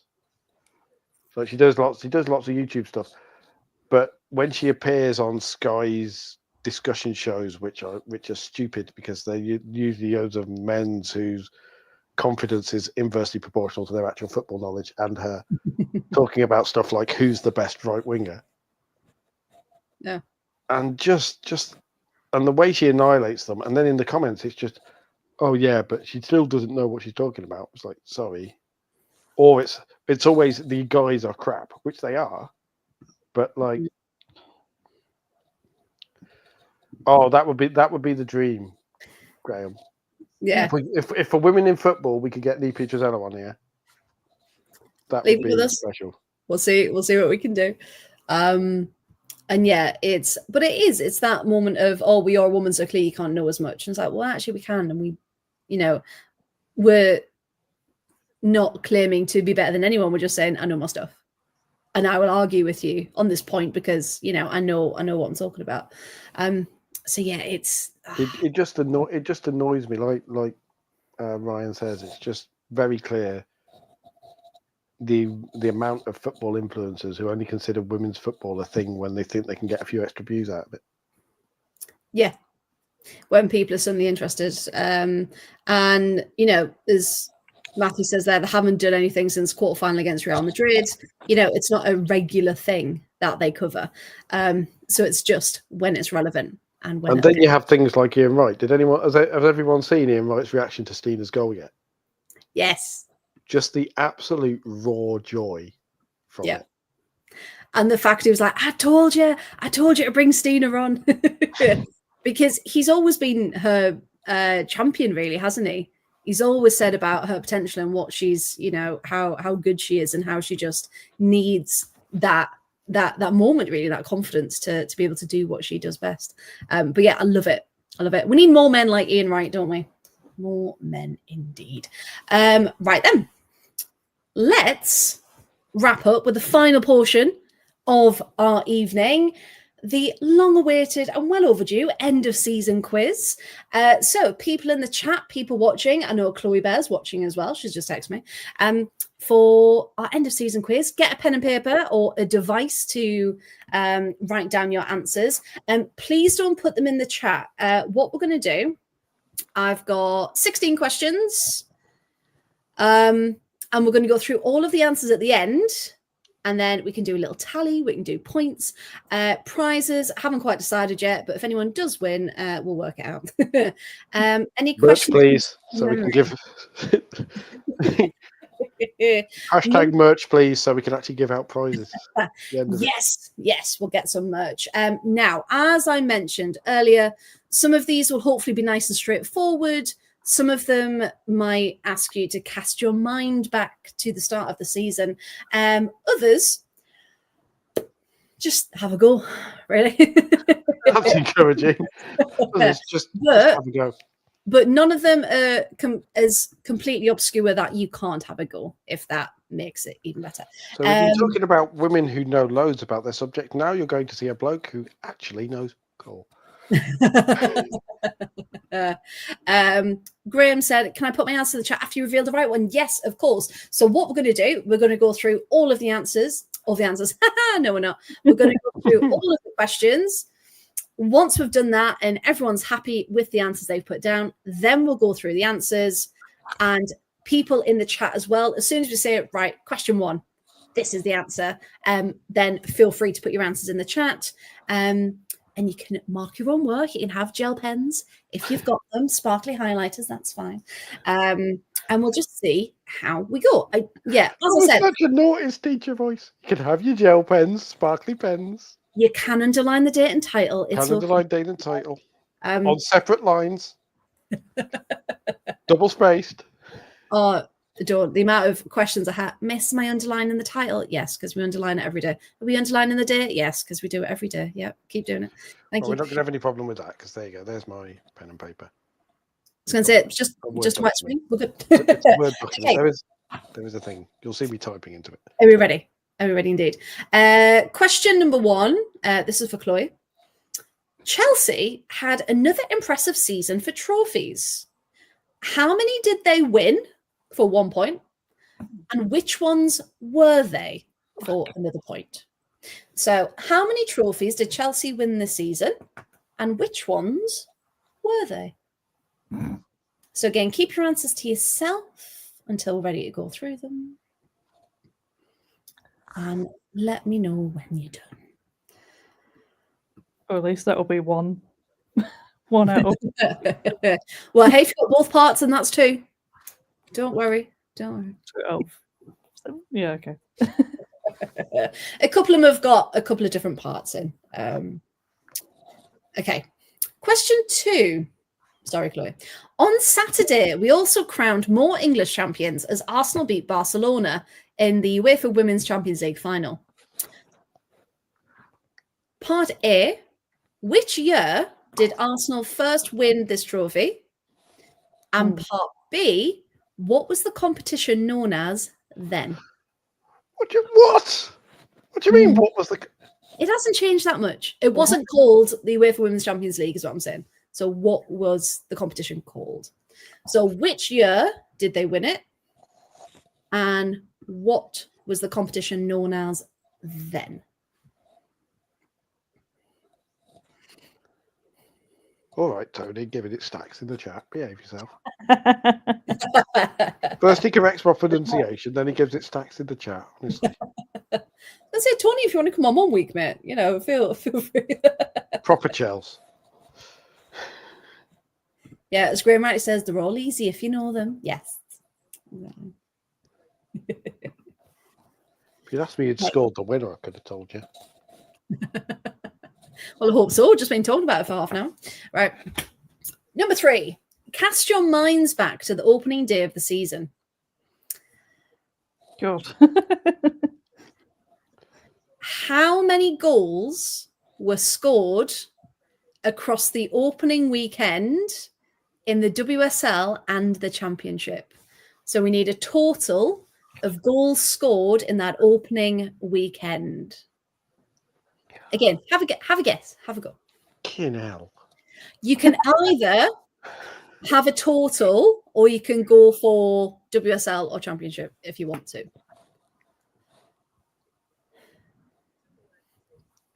So total goals scored in that opening weekend. What kind of sorcery are these questions? Hold on.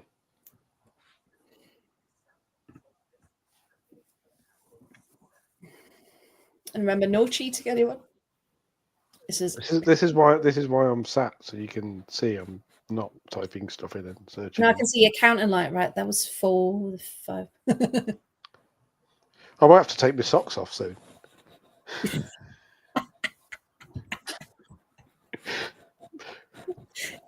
Schools aren't great down here in the Midlands, or up here in Chloe's case.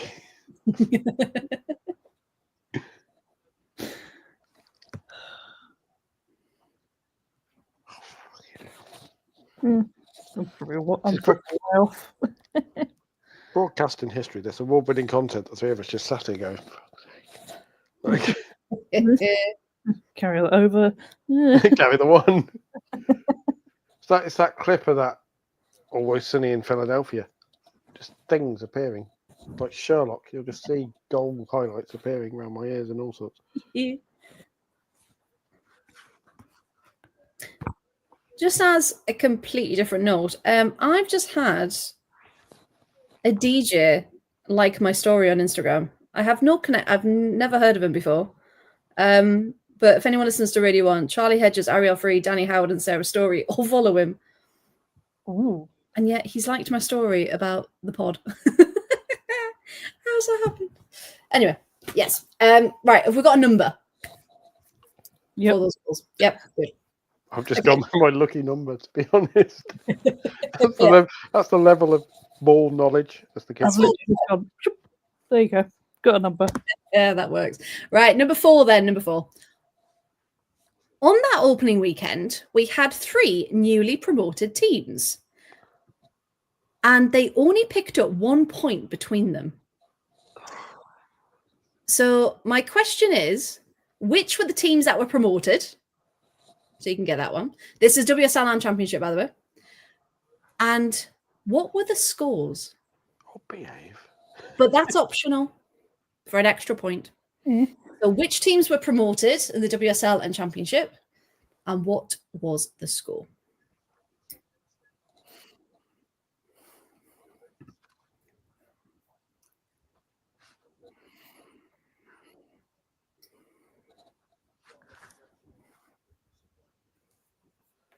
Oh, yeah, I remember that one because I love that Graham's put, it's only cheating if you get caught. Or as Manchester United call it, VAR. Yes, I'm still bitter. Brilliant.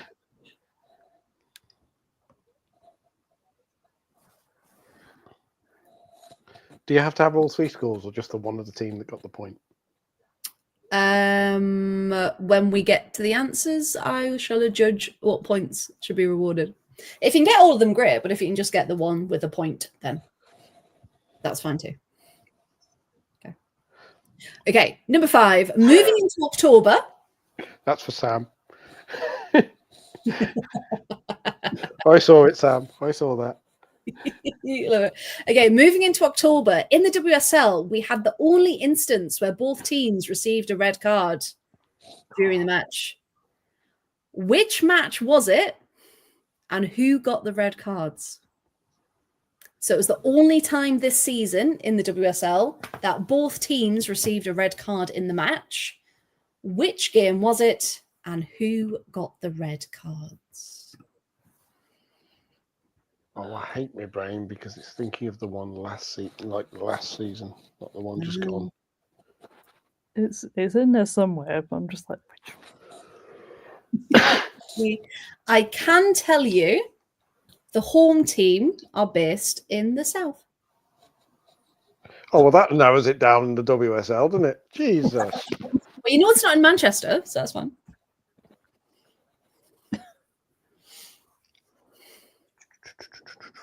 Depends how you define the south, though, doesn't it? Like south. Manchester below. Below Manchester. Oh God. Just that's there you go. That's a reaction clip. Just Chloe just laughing and laughing and chuckling and then just going, oh God. Oh God. That's the Frank Lampard reaction clip of women's football now. Chloe just going, oh God.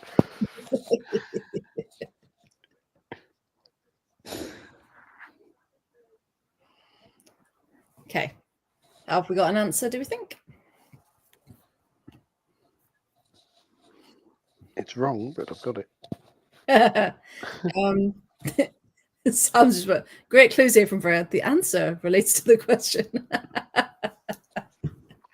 I'll do my best. Okay, number 6. This one's for Graham.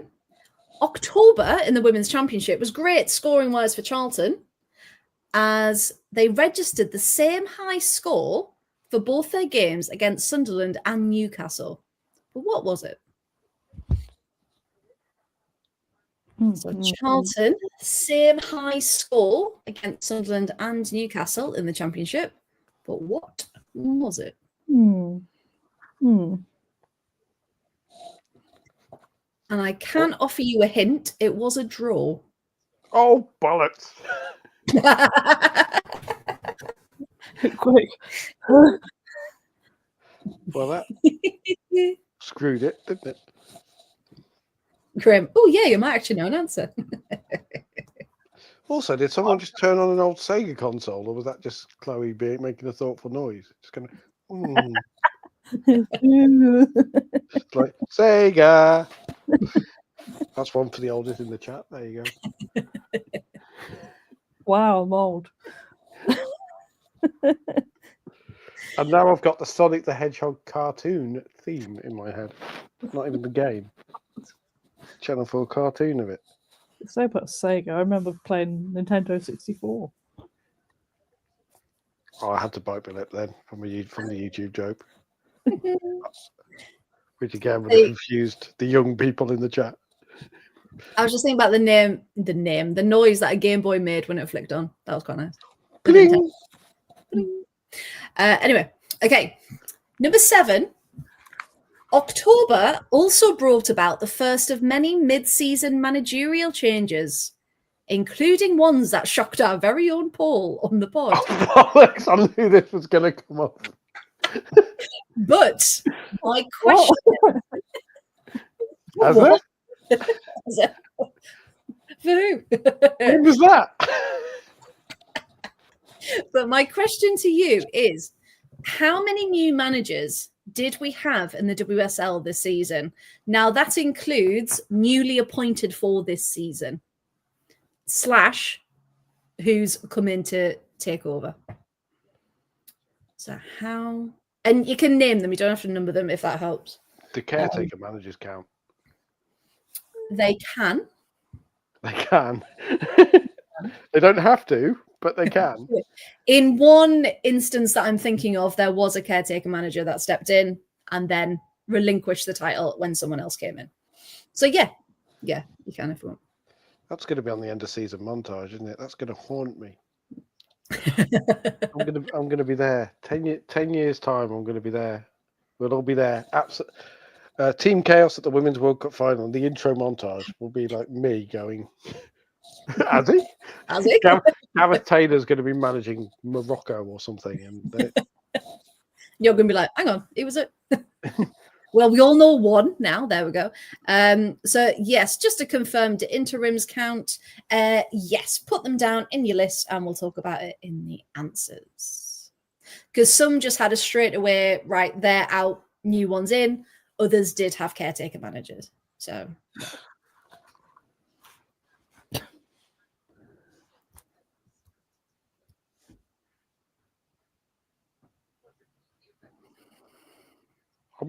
This must be riveting TV, just me staring confused into the distance, much like when I found out Gareth Taylor was sacked.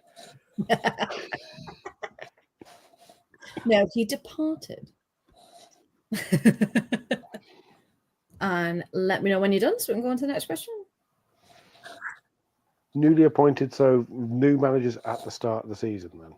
So new managers that came in for this season, which a couple did, but also we had managers come in mid-season. Oh, yeah. Yes, Chloe, one in particular. It's like that could have been awkward. Thank goodness I should remember that. If there's one, usually. So if they were newly appointed or if they came in mid-season, then we can. If it helps, it's pretty much everyone. So at this point. Right, have we got a list? Yep. Ish. Yep. Okay. Number 8. Moving into November in the WSL, and Arsenal impressed with a 5-0 win over Brighton at the Emirates. But in a move to have more games at the Emirates, how many league games did they play this season at the Emirates? So they've been steadily increasing each year, but how many did they play this season?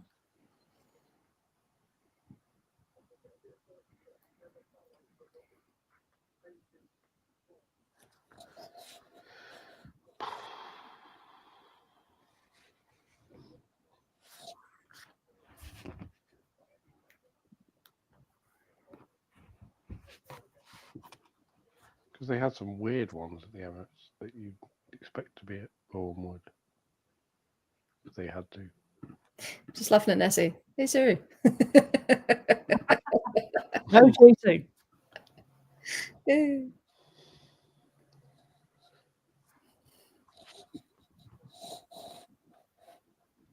Ryan, I did you a favour if you just want to, you know.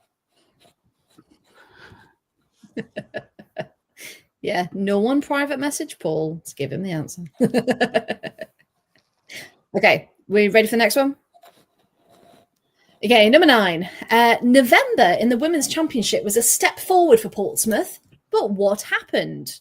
Did they A, win their first points, B, score their first goal, or C, both?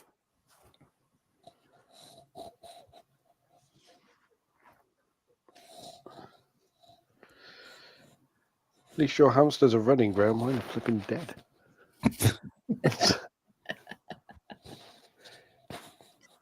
It's tiny rodent carnage. Genuinely.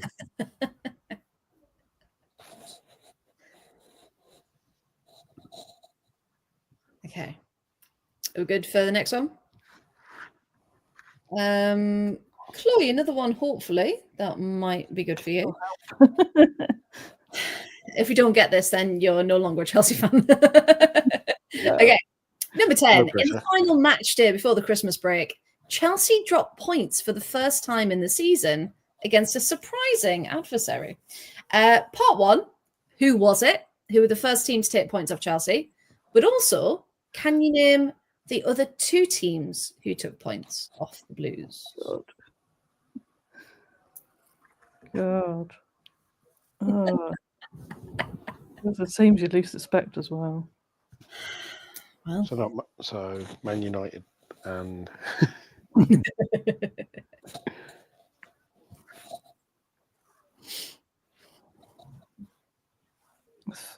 there were 2 other teams. Yeah. Yeah, so they only dropped points 3 times. I think I've got. Oh, God.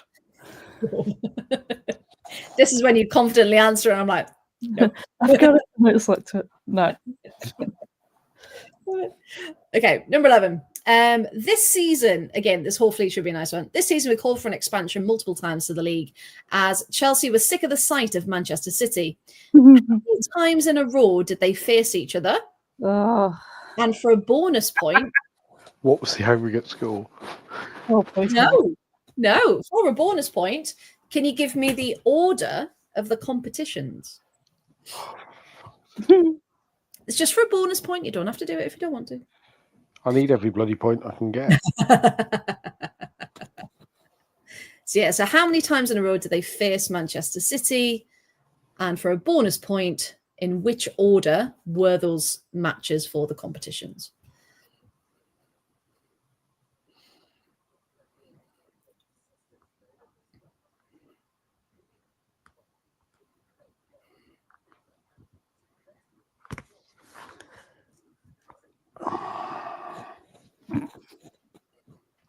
Sorry, everybody. That's the noise you never expected to hear me make on a podcast. That was, to be clear, that was a frustrated growl. Mine's more of a. I hope I've got it the right way around. Because this is the bane of our lives. Well, that's the thing. There were so many of them. They all blend into one. Oh, hi again. Nice to see you. Oh, you again. Oh, okay, fine. Right, number 12. On the pod, we love discussing the magic of the FA Cup, and it struck it once again this season when we had 2 third-tier sides still left in the competition in the 5th round, and we waxed lyrical about their performances. Can you name me those 2 sides? So the tier 3 sides who were still in the competition in the 5th round, and we raved about their performances.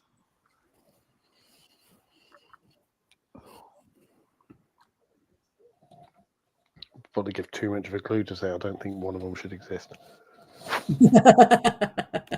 And that's a huge clue to everyone who has watched the podcast since its inception. Chloe's like, oh God, who does Paul hate? Who does Paul hate in the 3rd tier? That's true. We'll be specific about that. We'll be here all day. Right. Number 13, if we're ready. Had to get a Villa question in. A surprise to everyone when Aston Villa had their best winning streak, well, ever, to finish this season. How many games did they win in a row?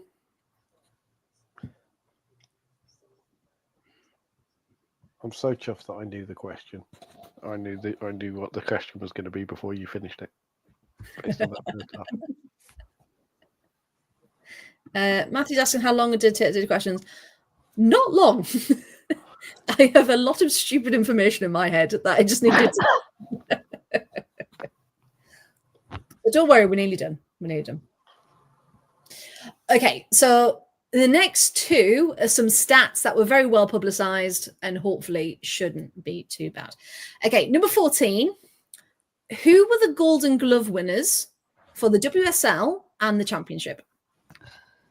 So a point for each. So who was the Golden Glove winner for the WSL and who was the Golden Glove for the Championship? Who does Paul hate? A podcast special coming this summer. Championship one's going to annoy me. We have spoken about her in the pod. That narrows it down. I know. Narrows it down to 1 of 12. Hey, better odds than before. Well, actually, no, because only 11 championship teams. Never mind. Well, I'm definitely wrong. I'm thinking of 12 of them. Yes, we talked about all 34. Oh, wait, what? Oh, is it an obvious one? Maybe. The WSL one is obvious. But Oh, bollocks. No, it isn't. I've got that wrong. Have I? But you spot. Have you? Well. All I'm going to say is if I get it wrong, then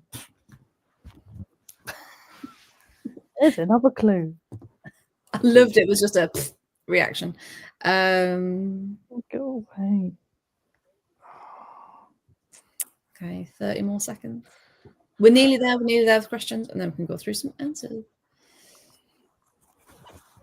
Okay. Are we ready for the next one?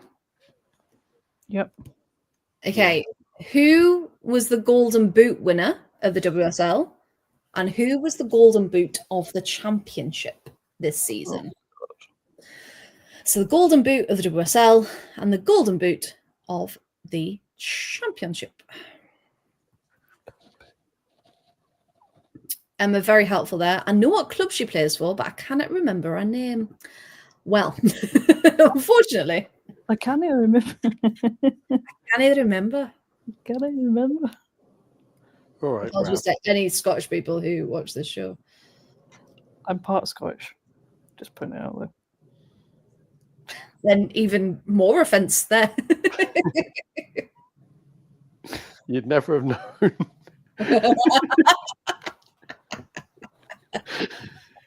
You need to start drinking more Iron Brew, Chloe. Come on.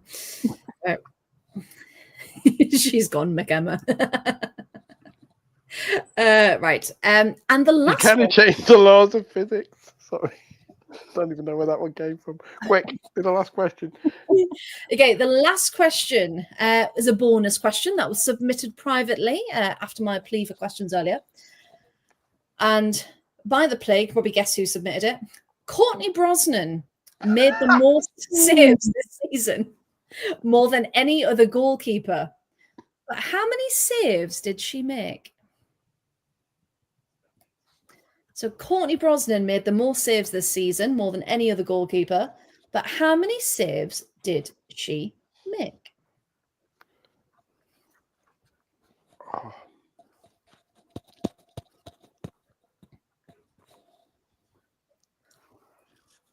See, now Nessie's messed me up with that goalkeeper question, because I'm fairly sure I got it, but Chloe was like, "Oh, if I get this wrong, I'll be amazed." And then Nessie's gone, "Oh, that surprised me with your allegiance," and I'm sat there like, "Oh no."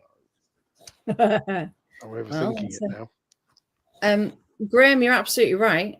I'm surprised the question didn't start our court. Yeah, you're right.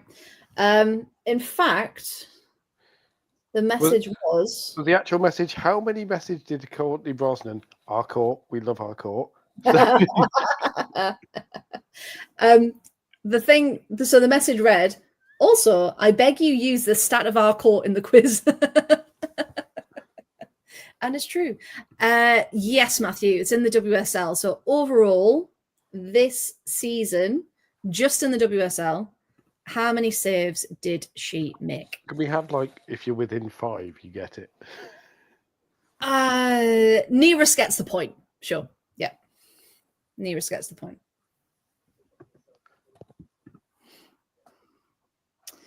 Right. And everyone in the chat as well, if we're ready. If anyone needs any questions repeating, please let me know now.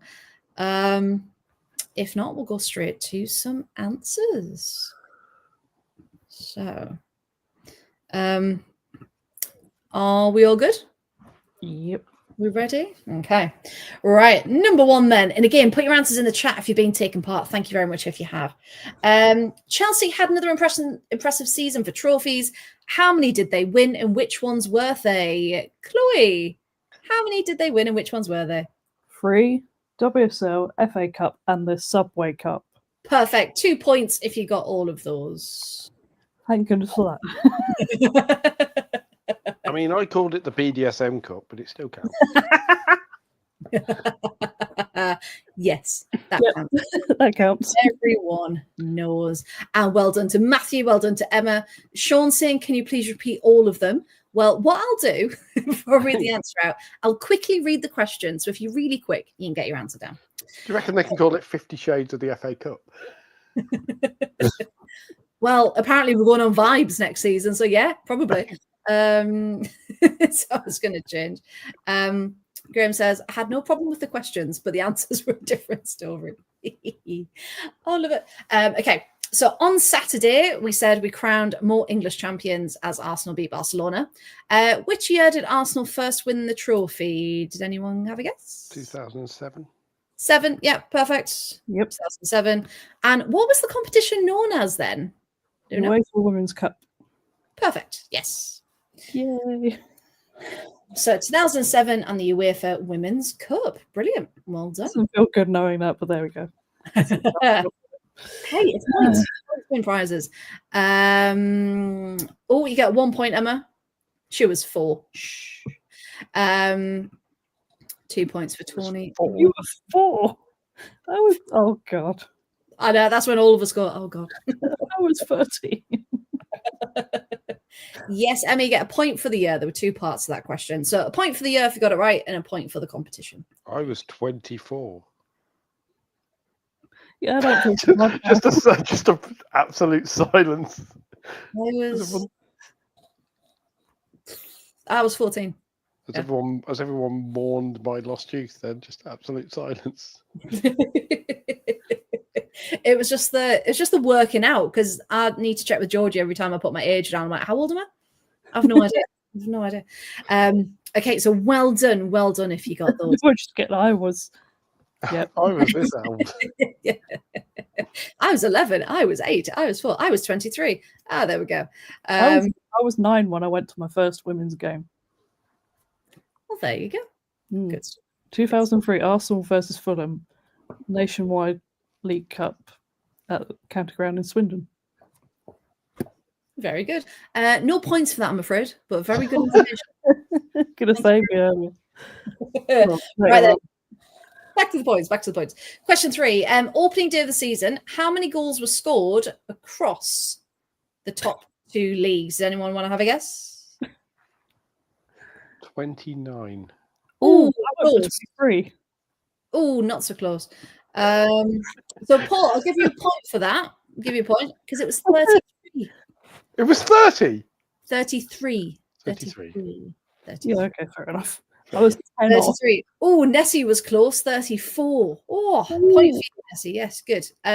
So there were 18 in the WSL and 15 in the Championship. So there we go. Yeah. Criminal mate. 67. Not that good. 21. Close. 30. Not bad. That's low. Hey, it was a good weekend. Didn't we talk about? So 33 altogether. Okay, number 4, we had 3 newly promoted teams who only picked up 1 point between them. So first of all, which teams were promoted in the WSL and Championship? If you want to shout out.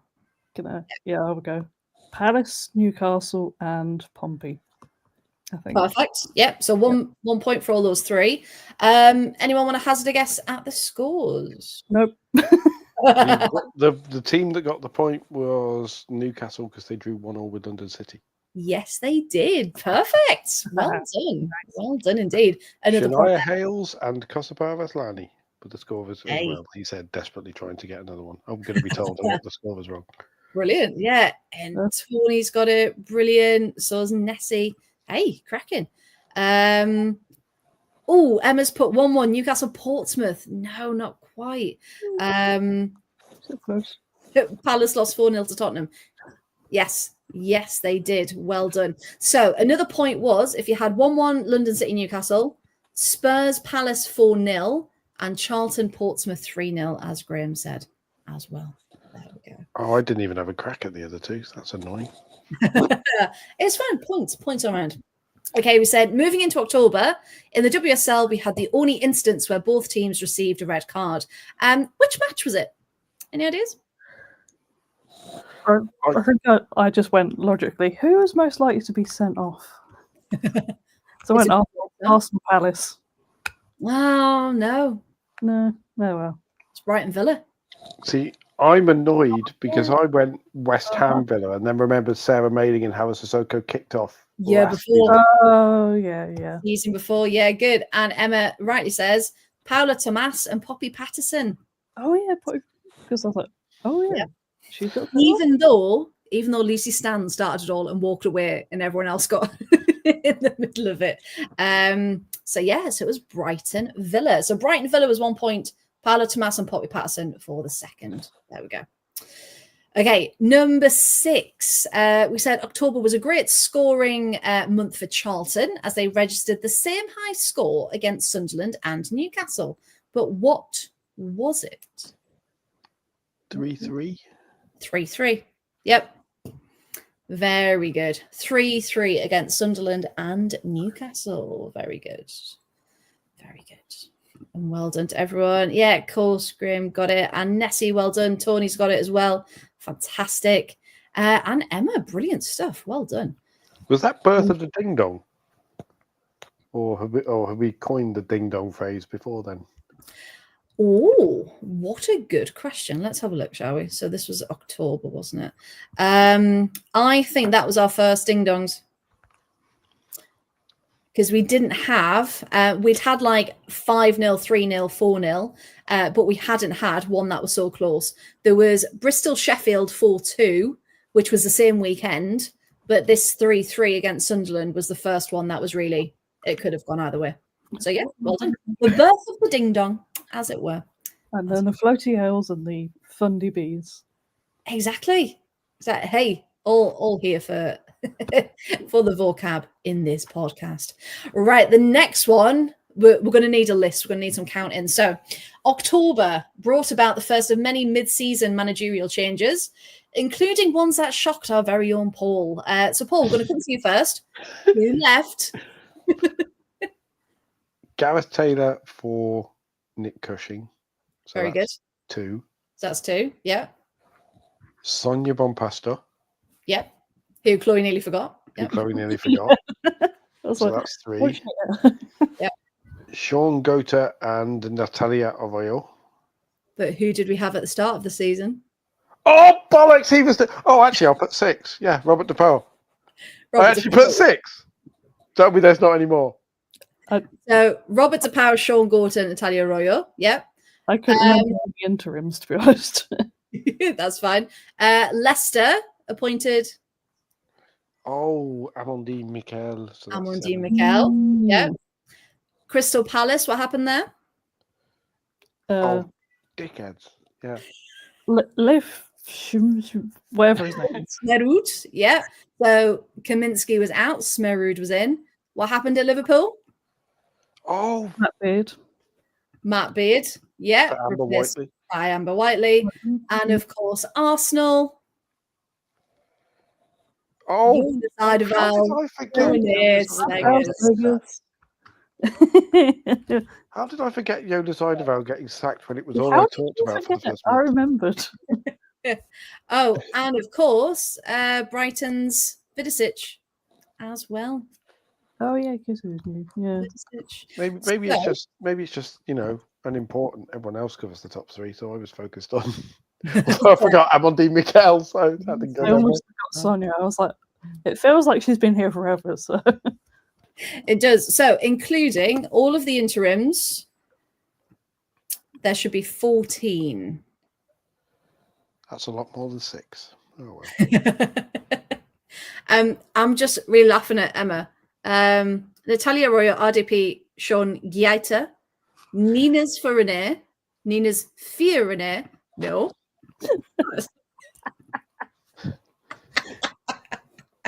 It's gone well.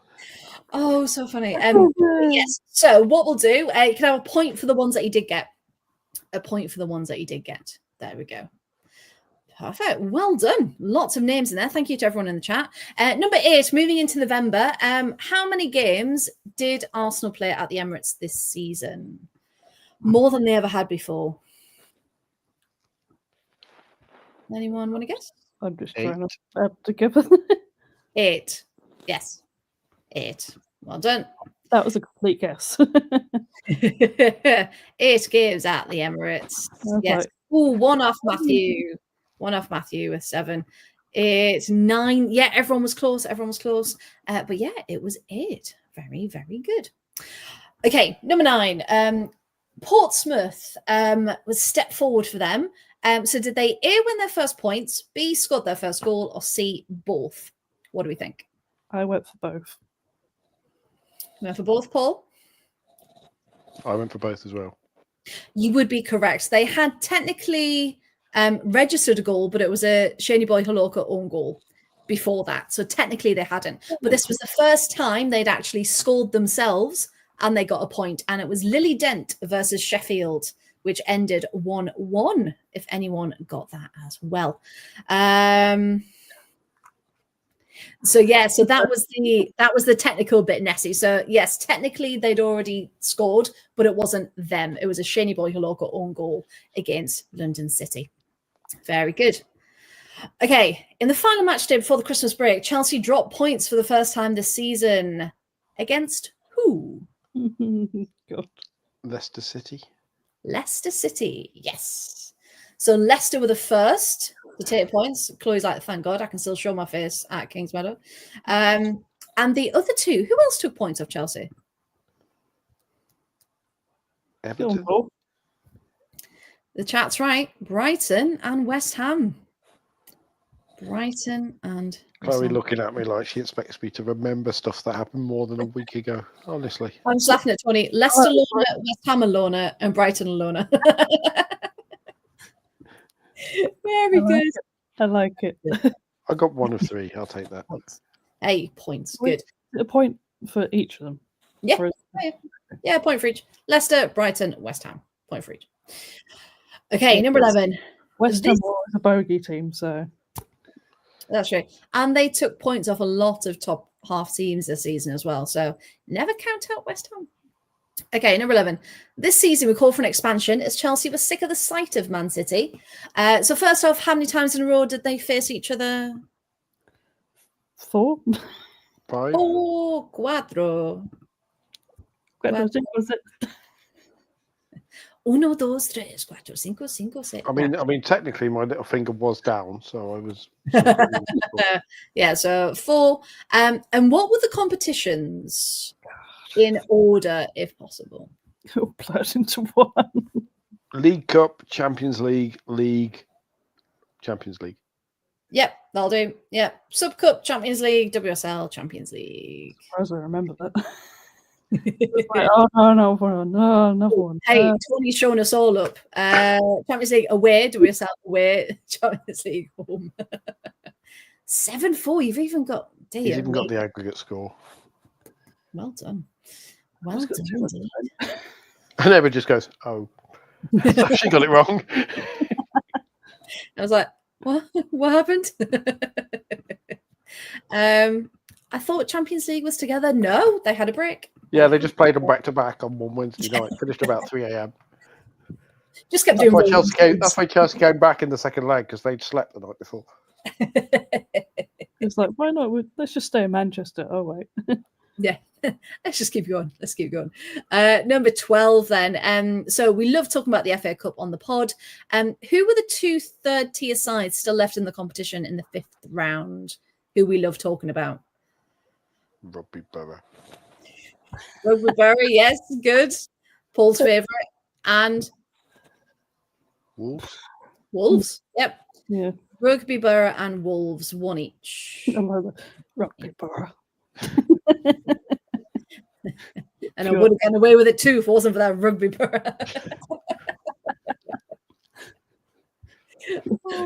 Coventry. You just pull off the mask and it's got a Coventry United shirt underneath. It was you all along. Or Probably should have been as well. London City Lionesses. It's Millwall underneath. Careful. They're still happier for that one. Oh god. Oh, we'll best leave that where it is. Right, okay, number 13. A surprise to everyone when Villa had an incredible winning streak to end their season. How many games did they win in a row? 5. 5. Damn it. It was 5. Reminds me of Scooby-Doo. Yes, Emma. That was the joke. Yes, 5 games. Well done. Well done all. Thank you. Right, so stats of the season then. Golden Glove winner for the WSL was given to... Valentine's Joyce and Hannah Hampton. There we go. It was shared. Yes. So technically I did get it right. Good. I didn't say Valentine's Joyce because I wasn't sure, but I did say Hannah Hampton, so I'm blaming that. It was shared, despite people saying, oh, such and such got it. No, they both shared it. Yeah, because I think Chelsea outlets were going, Hannah Hampton. Then United was like, Valentine's Joyce. And everyone was like, what? It was like the Spider-Man. Both. So they shared it. They shared it. So you need both of them for the point. And Golden Glove for the championship went to... Was it Emily Orman? It was Emily Orman. Yes. Or Hannah Hampton or Fallon Tully's Joyce. Hey, Otto is working overtime tonight, Emma. Well done. Okay, number 15, Golden Boot of the WSL went to... Leslie Musso. Yeah, and Khadija. And Khadija Bunny Shaw. Bunny Shaw, yes. It was shared again. Shared again, Paul. People argued that it should have been on assists as well. If you got more goals and more assists, you probably should have won. But no, it was shared. It was shared. Being generous this season. Yeah, I don't know. Because it's all about the vibes. It's all about the vibes. And how about Golden Boot of the Championship? The one and only. Izzy Goodwin. Izzy Goodwin, yes. Very good. And number 16, the bonus question was Courtney Brosnan, our court, made the most saves this season, more than any other goalkeeper. But how many does anyone want to hazard a guess? 137. Tony's put 100. You're saying 137. Chloe? Mine's really low now. 26. 26. 26. 26 over 22 games. I blanked. I just went, "Whoa." Okay, this is where Chloe Bear never speaks to you again. 26. No, I can tell you. 20 was the closest. If I find out it was 97, I am going to be so pissed off because I put that. Might be how many goals she conceded. 92. Ooh, well done. Nessie's bang 92 says, hey, Nessie, yes, good. Well done, you. Monster. National keeper. See, there we go. Emma says, Sab Civ 46, so I went from that. Yeah, good. Sean put 90. Oh, close, Sean. Close indeed. So that was 92 saves for Courtney Brosnan. Right, everyone, tot up your points. This is where I go. Sorry, Chloe Bear, sorry. Sorry to everyone ever. She's doing the glasses thing. She's watching doing the glasses thing now. Yeah, she's like, not been on a pod with you again. I might have to not be in the group chat later.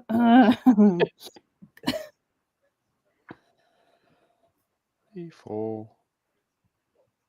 Oh wow, I am, as Rosie once famously said about Manchester United, shit. Remind me how. So, oh god. So first question. That's 2 points, or are we counting all the? Yeah. Okay, so let's go through it. So question number 1 was a total of. We'll do, a point for each answer. So 4 altogether for question 1. Question number 2 was 2 points. Question number 3 was 1 point. Question number 4, there were the 3 teams promoted, plus the score. So 4 points for grabs in number 4. 3 points for number 5. So 1 for Brighton Villa, 1 for Paolo Tomas, 1 for Poppy Patterson. Number 6 was just a single point. Number 7, 1, 2, 3, 4, 5, 6, 7, 8, 9, 10, 11, 12, 13.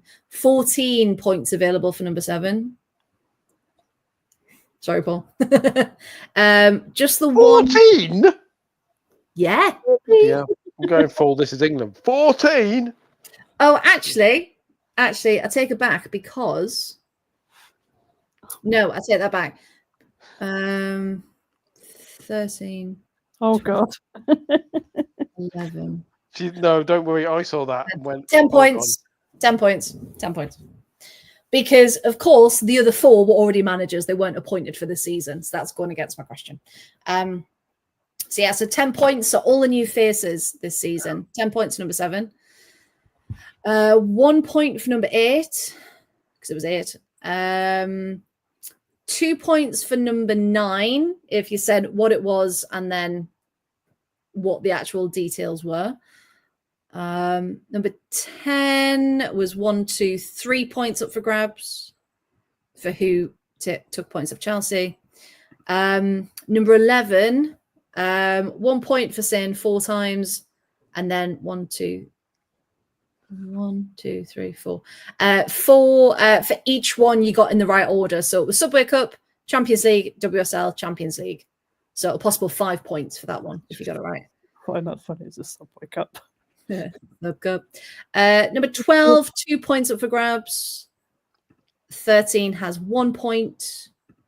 14 has 3 points. 15 has 3 points, and 16 has 1 point. Did you say max of 4 for question 1? That was a very good point, did I? 1, 2, 3, 4. Yes, I did, Sean. Yes, I did. This is where I try and count.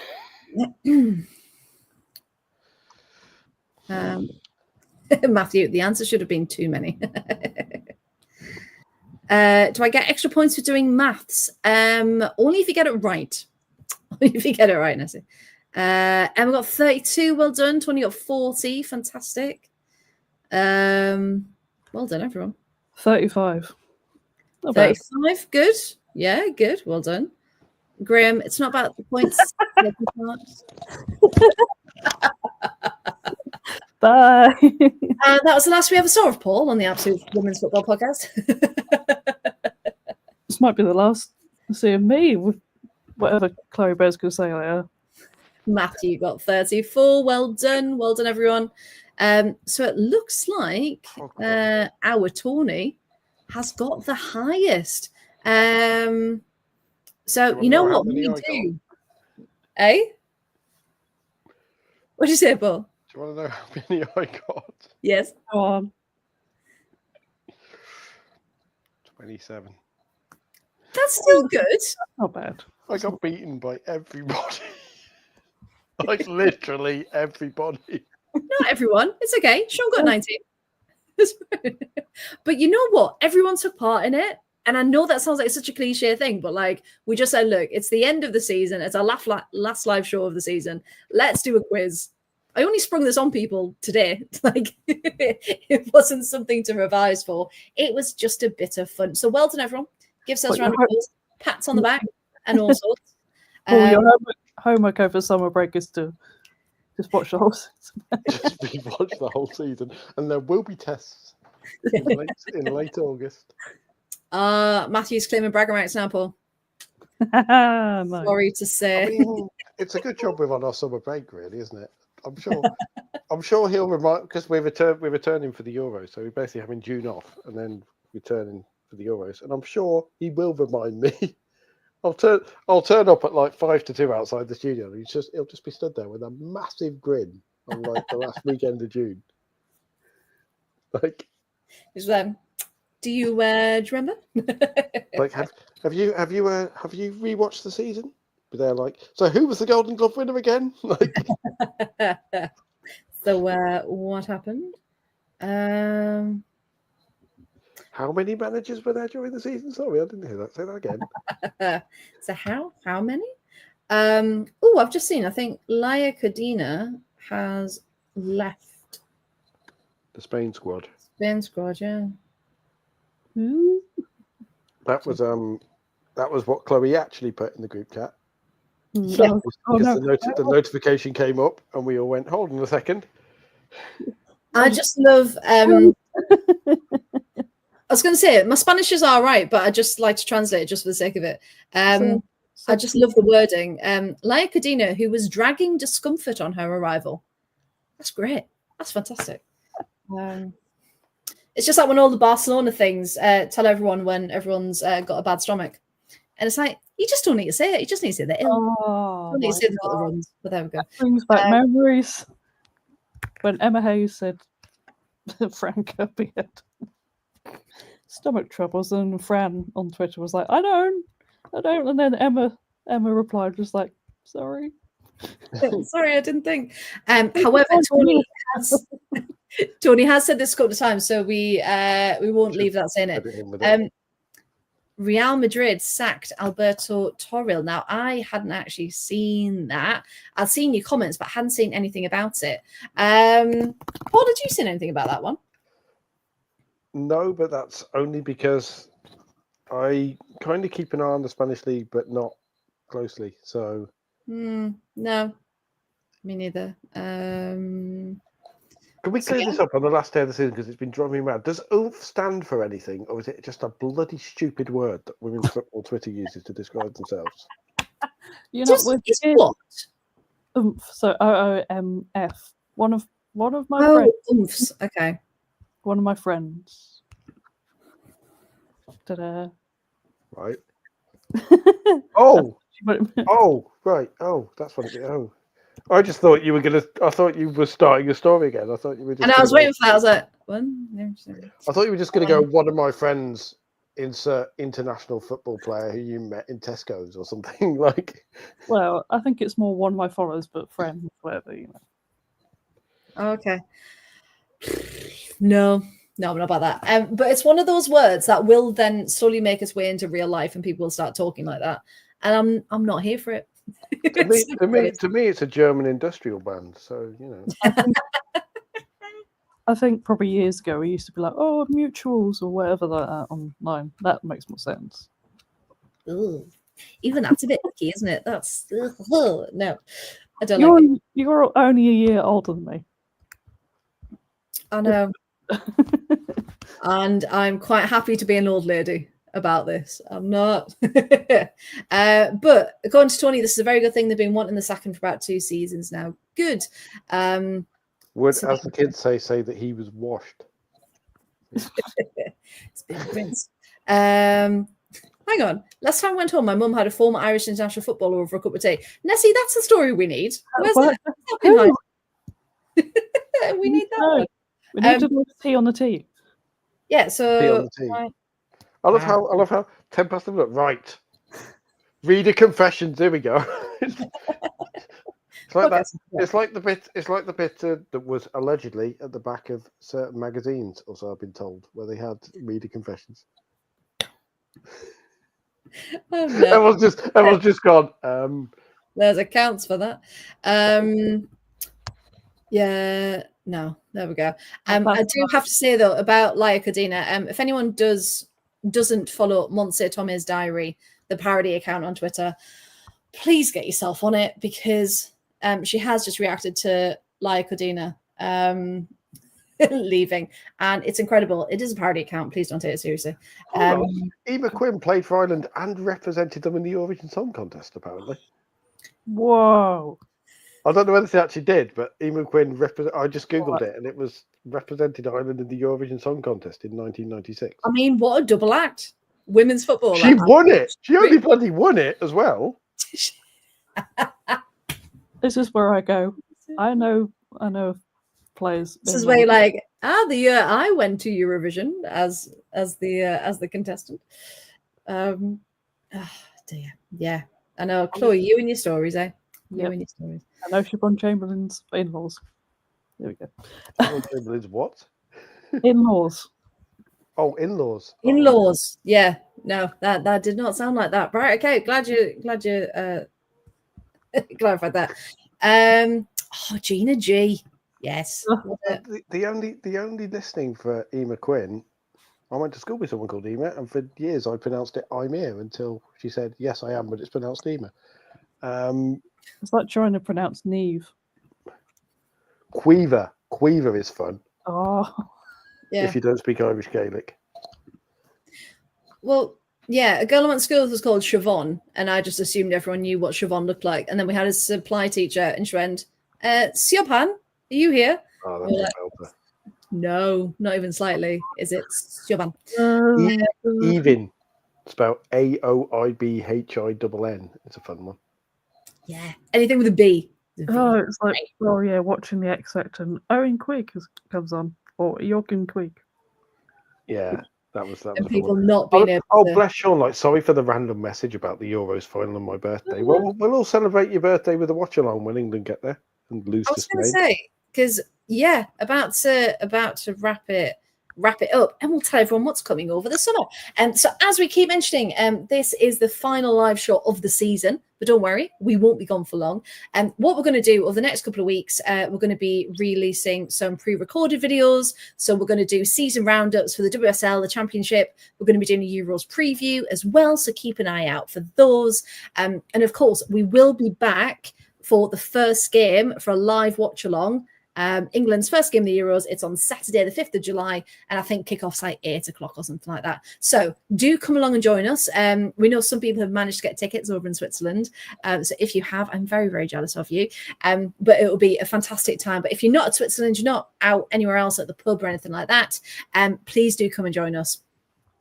But anything, we will be back on our usual Wednesdays to obviously catch up with everything. But we will let you know what dates those are. So in order to do that, you need to know where to find us. Look at that for a segue. And as you can see, we've now got 4 shows across the channel. And you can see the top show, all the avatars have been redone. And over the summer, we're going to be getting new avatars too. And I'm very excited about that. So I know, they're cool, aren't they? That's horrifying. they're AI ones. Oh God, an AI. They're really realistic. They're really great. I really like them. There's actually a couple that have already been released on some of them, and they look really, really good. So well done to Sam. we say a massive thank you to him for all his hard work behind the scenes as well. So if you don't follow us already, please do. So Monday, you've got the Absolutely Non-League show. Tuesday, you've got the Absolutely Premier League show. Wednesday, of course, you've got us at 8:30, the Absolutely Women's Football show. And you've got your Absolutely Lower League on a Thursday as well. Now, keeping up to date then, so get your notifications on, subscribe, follow, share, do what Graham's done and become a member to get special perks as well. And there's more content coming for special perks and for members, so do keep an eye out there. Lots of you follow us on Twitter at the Absolute Ball Pod, YouTube Absolute Football Podcast, where lots of you are watching right now, so thank you very much. Twitch Absolute Football Podcast, TikTok, we're doing loads of content over there at the minute at Absolute Football Pod. Instagram, Absolute Football Podcast with an _. Blue Sky, which we all keep saying we need to use more of, at Absolute Football. And we're all on there as well. And Facebook, of course, at the Absolute Football Podcast. And just thank you so much, because, of course, we can't do this without you guys watching, getting involved in the chat. And every Wednesday, it's just a really safe space for us to, yes, come and be chaotic and silly and ridiculous, but also talk about the more pressing and emotional moments of women's football as well. So the fact that we want to talk about everything and not just the top 4 clubs, we want to talk about all tiers across Europe. And it's been an absolute pleasure, of course, bringing you the football this season. So Chloe, thank you very much for tonight and this season. Where can people find more of you, please? If you'd like them to. Find me on Twitter. I'm not even going to try and find ENG Lionesses. But can I also just draw attention to anybody going on my Twitter, go on the pinned tweet. I'm going to be doing the 5K in Brighton Race for Life. Any donations will be greatly appreciated. Perfect. Thank you very much. Yes, go and check that out for Chloe. And Paul, thank you very much for this season and for this evening. Where can people find more of you, please, if you'd like them to? You can find me at Paul W Radio, and you can have the Blue Sky thing. Also, for the Euros, are we doing the opening game as well? So are we doing Iceland versus Finland? Oh, is that? If we do, I will sing the Finland song. You will sing the Finland song. Tell you what, Python Finland song. Euros 2025. When is it? Finland, 2nd of July at 5 o'clock. When's the 2nd of July? What day is that? Wednesday. Hi, Rosie. It's the 2nd of July. Hi, Rosie. More questionable, Rosie. Why at 11 o'clock are you still? It's because the night's just starting for Rosie. That's it's what past your bedtime. Go to bed. 2nd of Rosie, July. I was even worse at the quiz than usual. I managed to lose to everybody. Oh, it is Wednesday. Wednesday the 2nd. Yeah. So what we'll do instead of a pod on the 2nd. Yeah, even though Rosie said, give us a question on the quiz, which I didn't do. She didn't even turn up. So there we go. Never mind. Glad I didn't. One word. So yes, that Iceland match. Oh, it's 5 o'clock. I should be around. No, the Finland song is the Monty Python Finland song about how amazing Finland is. I'm going to sing it if we do that. If we do it. Hey, we'll do it just for you, Paul. Yes. Let's do it. So yeah, that first game kicking off on the 2nd of July, Wednesday. So there we go. We could do a marathon and do Switzerland versus Norway as well. We'll just be on all night. We'll just start the live stream and just go and keep it running for the next day and the next day. Yes, let's do that. But again, keep up to date across socials, and we can't wait to bring you all of the football content from the Euros as well. So we are signing off now. Thank you so much again for the season and the support, and we will see you very, very soon. So thank you very much. Good evening and good night. Thank you.